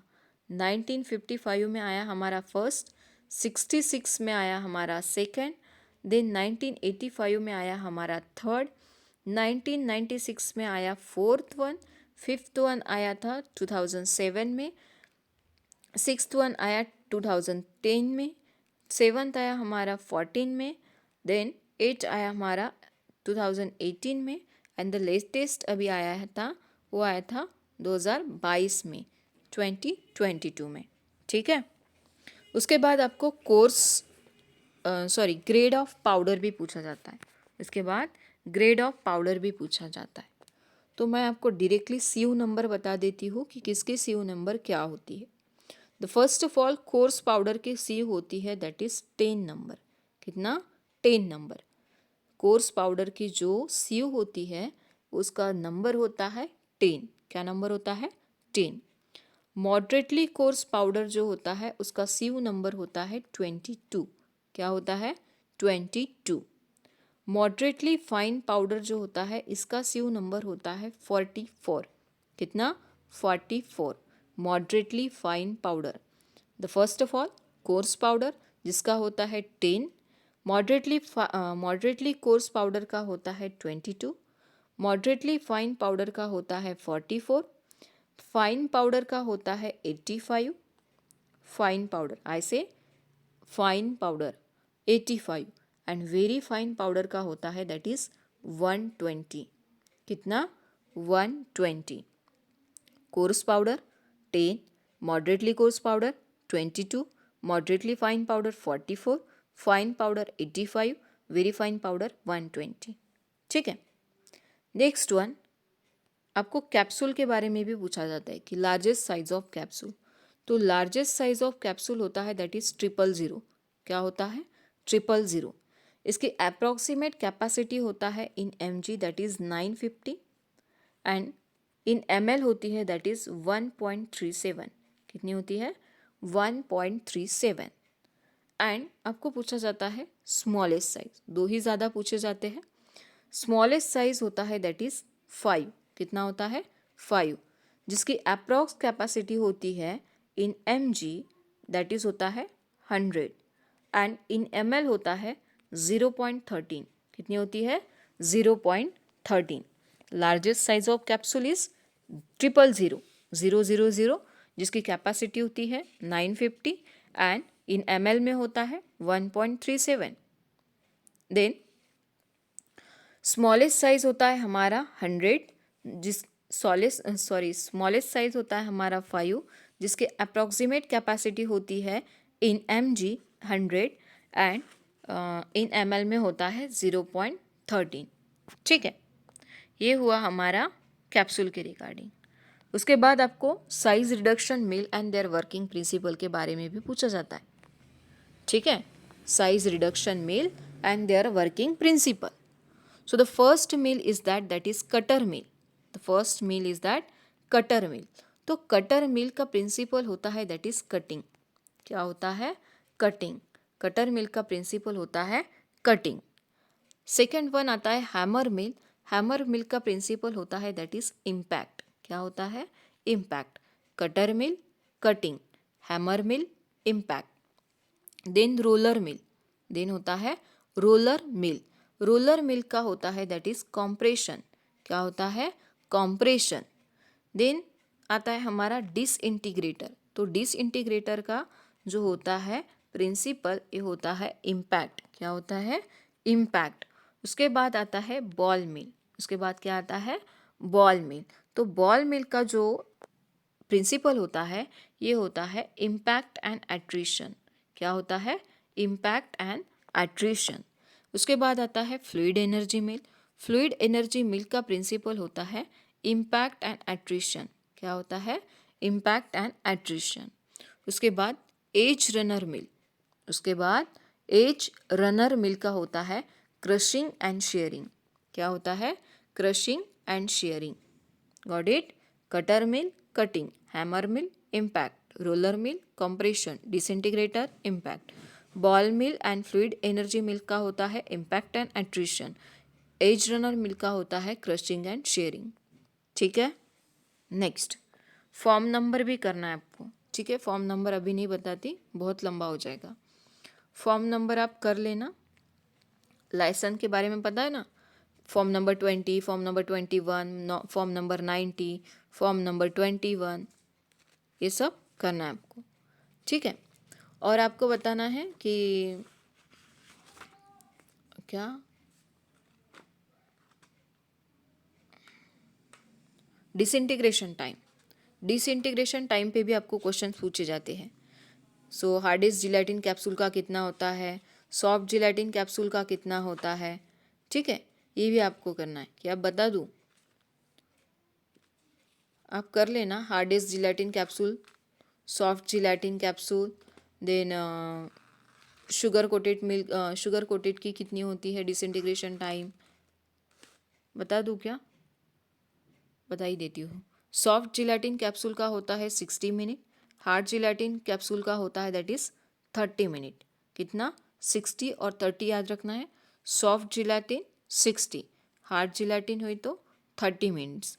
उसके बाद अनकोटेड टैबलेट जो होता है इसका होता है 15 मिनट, अनकोटेड टैबलेट का 15 मिनट। फिल्म कोटेड टैबलेट का होता है 30 मिनट्स, शुगर कोटेड टैबलेट का होता है 60 मिनट, डिस्पर्सिबल टैबलेट का होता है 3 minutes, effervescent tablet 5 minutes and enteric coated का जो होता है ये होता है 2 to 3 आवर्स। कितना होता है, 2 to 3 hours. Excuse me. So the soft gelatin 60 होता है, हार्ड जिलेटिन 30 होता है। अनकोटेड टैबलेट के लिए 15 मिनट्स रिक्वायर्ड होता है फॉर डिसइंटीग्रेशन, फिल्म कोटेड के लिए रिक्वायर्ड होता है 30 मिनट्स, शुगर कोटेड के लिए होता है 60 मिनट, डिस्पर्सिबल टैबलेट के लिए होता है 3 मिनट्स, इफरवेसन टैबलेट के लिए होता है 5 minutes and enteric coated tablet के लिए होता है 2 to 3 मिनट्स। ठीक है। उसके बाद मोस्ट इम्पॉर्टेंट आपको स्टोमाटा के बारे में भी पूछा जाता है, टाइप्स ऑफ स्टोमाटा।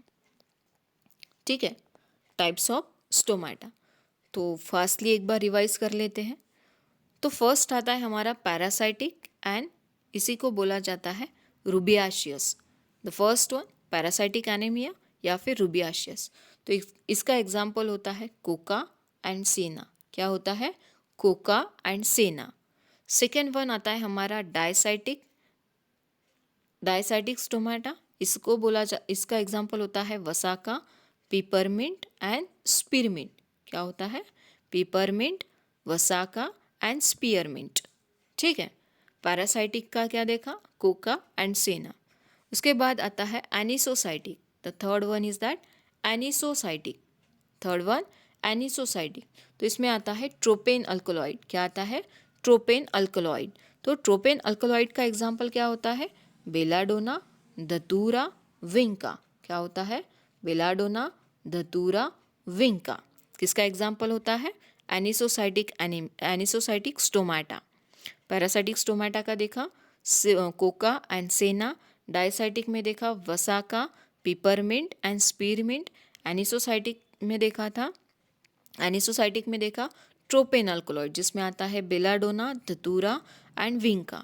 उसके बाद anomocytic, the fourth one is that anomocytic anaemia, stomata, anomocytic stomata. तो इसमें क्या क्या आता है, इसमें आता है that is clove, fennel, opium, digitalis and lobelia. क्या क्या आता है, clove, fennel, opium, digitalis and lobelia. किसका एग्जाम्पल है, एनोमोसाइटिक स्टोमाटा। उसके बाद आता है last one that is actinocytic. The next one is that actinocytic. तो एक्टिनोसाइटिक में आता है दैट इज पिलोकार्पस। क्या आता है, पिलोकार्पस। Got it.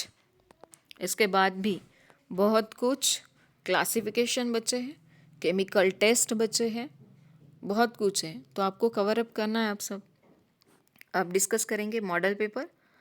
तो मॉडल पेपर का फर्स्ट क्वेश्चन इज दैट, जितना होता है आप कवर अप करेंगे। ठीक है। So the first question that is cetrimide is a or an. The first question, cetrimide is a or an. क्या होता है सेट्रीमाइड, एनायोनिक सर्फेक्टेंट होता है, कैटायोनिक होता है, नॉन आयोनिक होता है या फिर नॉट अ सर्फेक्टेंट। क्या होता है, तो सेट्रीमाइड जो होता है ये होता है cationic surfactant. Option B is the correct one. Next question थोड़ा फास्ट करेंगे ताकि बहुत सारे क्वेश्चंस आप करा सकते। A double cone mixer is use for mixing. A double cone mixer is use for mixing solid, suspension, liquid, semi liquid. तो किसके लिए यूज होता है डबल कोन मिक्सर, तो डबल कोन मिक्सर होता है फॉर सॉलिड। किसके लिए होता है, solid. Option B is the correct one. Next question, question number 3, laboratory glassware is sterilized by. Laboratory glassware is sterilized by. The first one, dry heat sterilization. Second one, gaseous sterilization.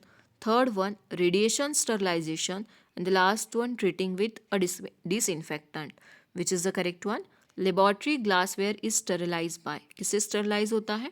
तो ये sterilize होता है by dry heat sterilization, by dry heat sterilization.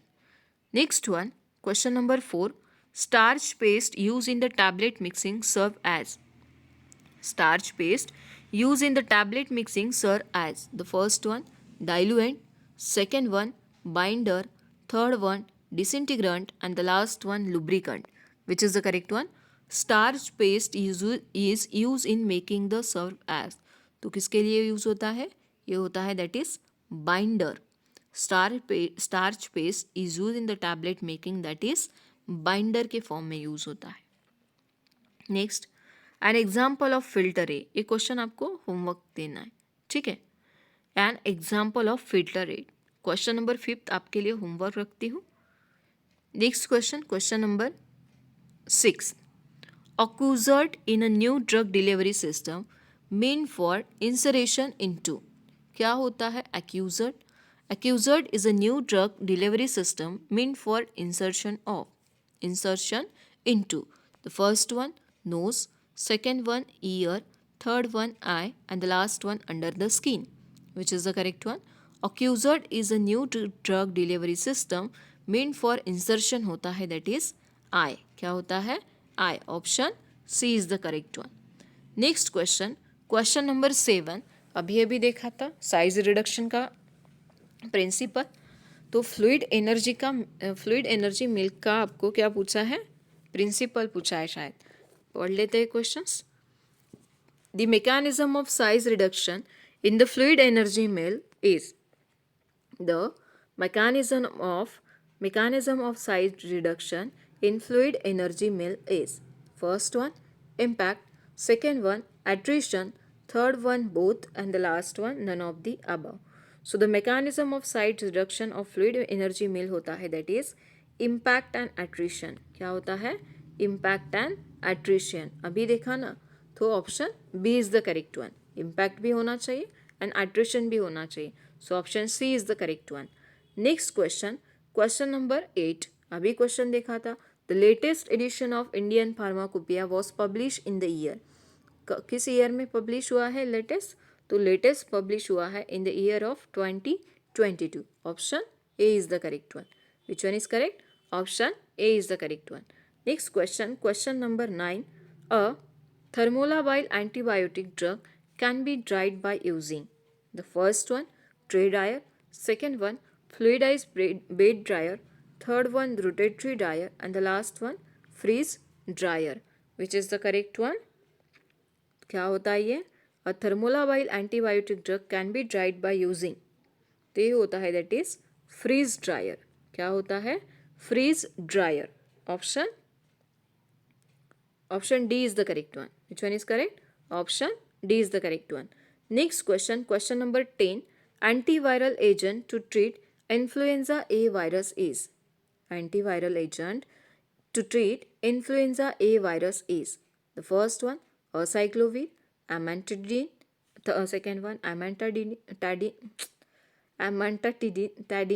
Second one, cidofovir, and the last one, lamivudine. हो गया मेरा भी. So the question number 10 का answer क्या है? Antiviral agent to treat influenza A virus. तो क्या होता है इसमें यूज? इसमें होता है that is amantadine. Option B is the correct one. Option B is the correct one. Next question, question number 11. Gelatin is a. क्या होता है जिलाटिन? कार्बोहाइड्रेट होता है, प्रोटीन होता है, फैट्स होता है, अल्कलॉइड्स होता है. क्या होता है? तो जिलाटिन जो होता है ये होता है दैट इज प्रोटीन. क्या होता है? Protein. Option B is the correct one. Next question, question number 12. BCG vaccine is use to prevent what. किस लिए दिया जाता है बीसीजी वैक्सीन को? ट्यूबरकुलोसिस को प्रिवेंट करने दिया जाता है, कॉलेरा को, स्मॉल पॉक्स, लेप्रेसी. क्या होता है इनमें से बीसीजी वैक्सीन? तो बीसीजी वैक्सीन जो होता है ये यूज होता है टू प्रिवेंट ट्यूबरकुलोसिस. ने ट्यूबरकुलोसिस किससे कॉज होता है? ये होता है माइकोबैक्टीरियम ट्यूबरकुलोसिस से. Mycobacterium tuberculosis. Next one, The concentration of dextrose solution isotonic with blood plasma is the first one 5% W by V, second one 0.9% weight by volume, third one 5.5 weight by volume, and the last one 10% weight by volume. Which is the correct one? The concentration of dextrose solution isotonic with blood plasma होता है, that is कितना होता है? ये होता है 5% weight by volume. Dextrose का पूछा है, किसका पूछा है? Dextrose. The concentration of dextrose solution isotonic with blood plasma, तो ये होता है that is 5% weight by volume. Next one, question number 14. As per the size particle in the powder sample decrease the surface area. As per the size of particle in the powder sample decrease the surface area. The first one decreases, second one no change, third one increases, and the last one none of the above. Which is the correct one? As the size of particle in the powder sample decrease the surface area, ये होता है that is increases. क्या होता है? Increases. Option C is the correct one. Next question. Question number 15. A solution of thermolabile drug can be sterilized by the first one moist heat sterilization, second one heat sterilization, third one gaseous sterilization, and the last one sterilization by filtration. Which is the correct one? A solution of thermolabile drug can be sterilized by, तो ये होता है sterilise किया जाता है by sterilization by filtration method. Sterilization by filtration method. Option D is the correct one. Next question, question number 16. Lyophilization is the other name for drying. किसका other name है? Lyophilization. Lyophilization is the other name for drying. The first one freeze drying, second one moist heat drying, third one ionizing radiation, and the last one gaseous sterilization. Which is the correct one? Drying यहाँ blank कर लेना. Lyophilisation is the other name for drying, ये होता है that is freeze drawing. किसका नाम होता है? फ्रीज ड्राइंग का. Option A is the correct one.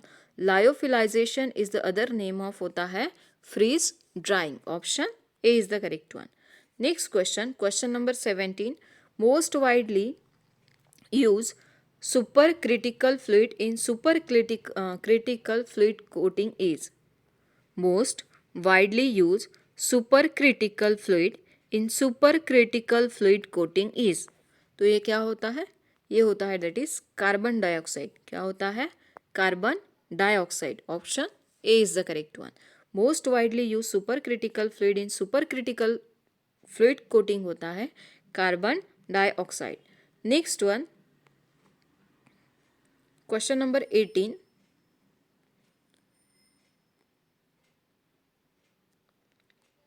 A preparation containing sodium salicylate and lemon syrup is. The first one leads to incompatibility which give a discolor solution. Second one, it's an example of physical incompatibility. Third one, it is incompatible due to citric acid present in lemon syrup. And the last one does not involve in any incompatibility. Which is the correct one? A preparation containing sodium salicylate and the lemon syrup is. तो क्या होता है? ये होता है is incompatible due to citric acid present in lemon syrup. Option C is the correct one. Next question, question number 19. Flocculated suspension. In flocculated suspension क्या क्या होता है? पढ़ना भी है. Particles settle rapidly to form hard cake at bottom. Second one, particles remain uniformly distributed. Third one, particles settle rapidly to give an easily dispersible sediment. Last one, particles dissolve partially in the vehicle to give a uniform colloidal suspension. So which is the correct one? In the flocculated suspension होता है particles settle rapidly to give an easily dispersible sediment. क्या होता है? In flocculated suspension, particle settles rapidly to give an easily dispersible sediment. Option C is the correct one. Next question, question number 20.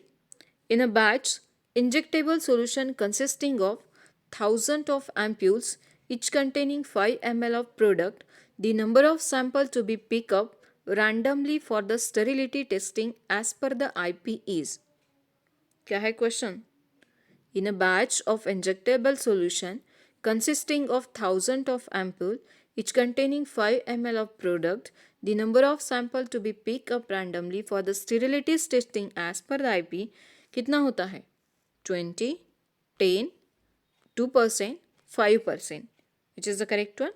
तो ये होता है that is 20. कितना होता है? 20. Option A is the correct one.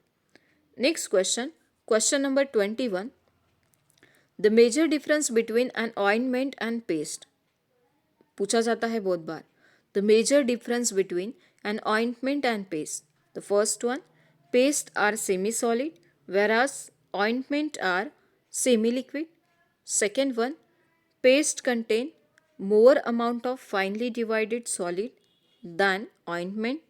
Third one, ointment contain more amount of finely divided solid than paste. And the last one, paste are water soluble whereas ointment are not. Which is the correct one? आपको पूछा है major difference between ointment and paste. तो क्या होता है? ये होता है paste contain more amount of finely divided solid than ointment. Paste contain more amount of finely divided solid than the ointment. Option B is the correct one. Next question. Question number 22. Compressible excipient in the compression coating is. Compressible excipient in the compression coating is. The first one, microcrystalline cellulose. Second one, lactose. Third one, all of the above. And the last one, mannitol. Which is the correct one? Compressible excipient in the compression coating होता है, that is microcrystalline cellulose, lactulose and mannitol. So the option D is the correct one. Which one is correct?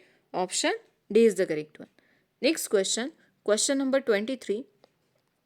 A liquid drug can be given in the form of. A liquid drug can be given in the form of. The first one, soft gelatin capsule. Second one, hard gelatin capsule. Third one, A or B. And the last one, A and B. Which is the correct one? A liquid drug can be given in the form of होता है, that is liquid drug जो दिया जाता है in the form of soft gelatin capsule होता है. क्या होता है? Soft gelatin capsule.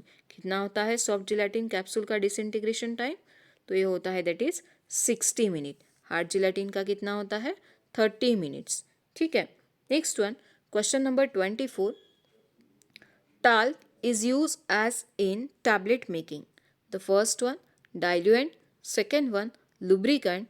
Third one, glidant. And the last one, disintegrating agent. Which is the correct one? So talc used as a के बाद fill in the blanks. उसके बाद in making the tablet, that is होता है glidant. क्या होता है? Glidant. Option B is the correct one. Next question, question number 25 से नेक्स्ट क्लास में करेंगे. सो thank you for watching the class. Before living the class को क्या करना है? लाइक करना है एंड शेयर भी करना है. ठीक है. सो नेक्स्ट क्वेश्चन है हमारे, टोटल 100 क्वेश्चन है, नेक्स्ट क्लास में कवर अप कराएंगे. So thank you once again.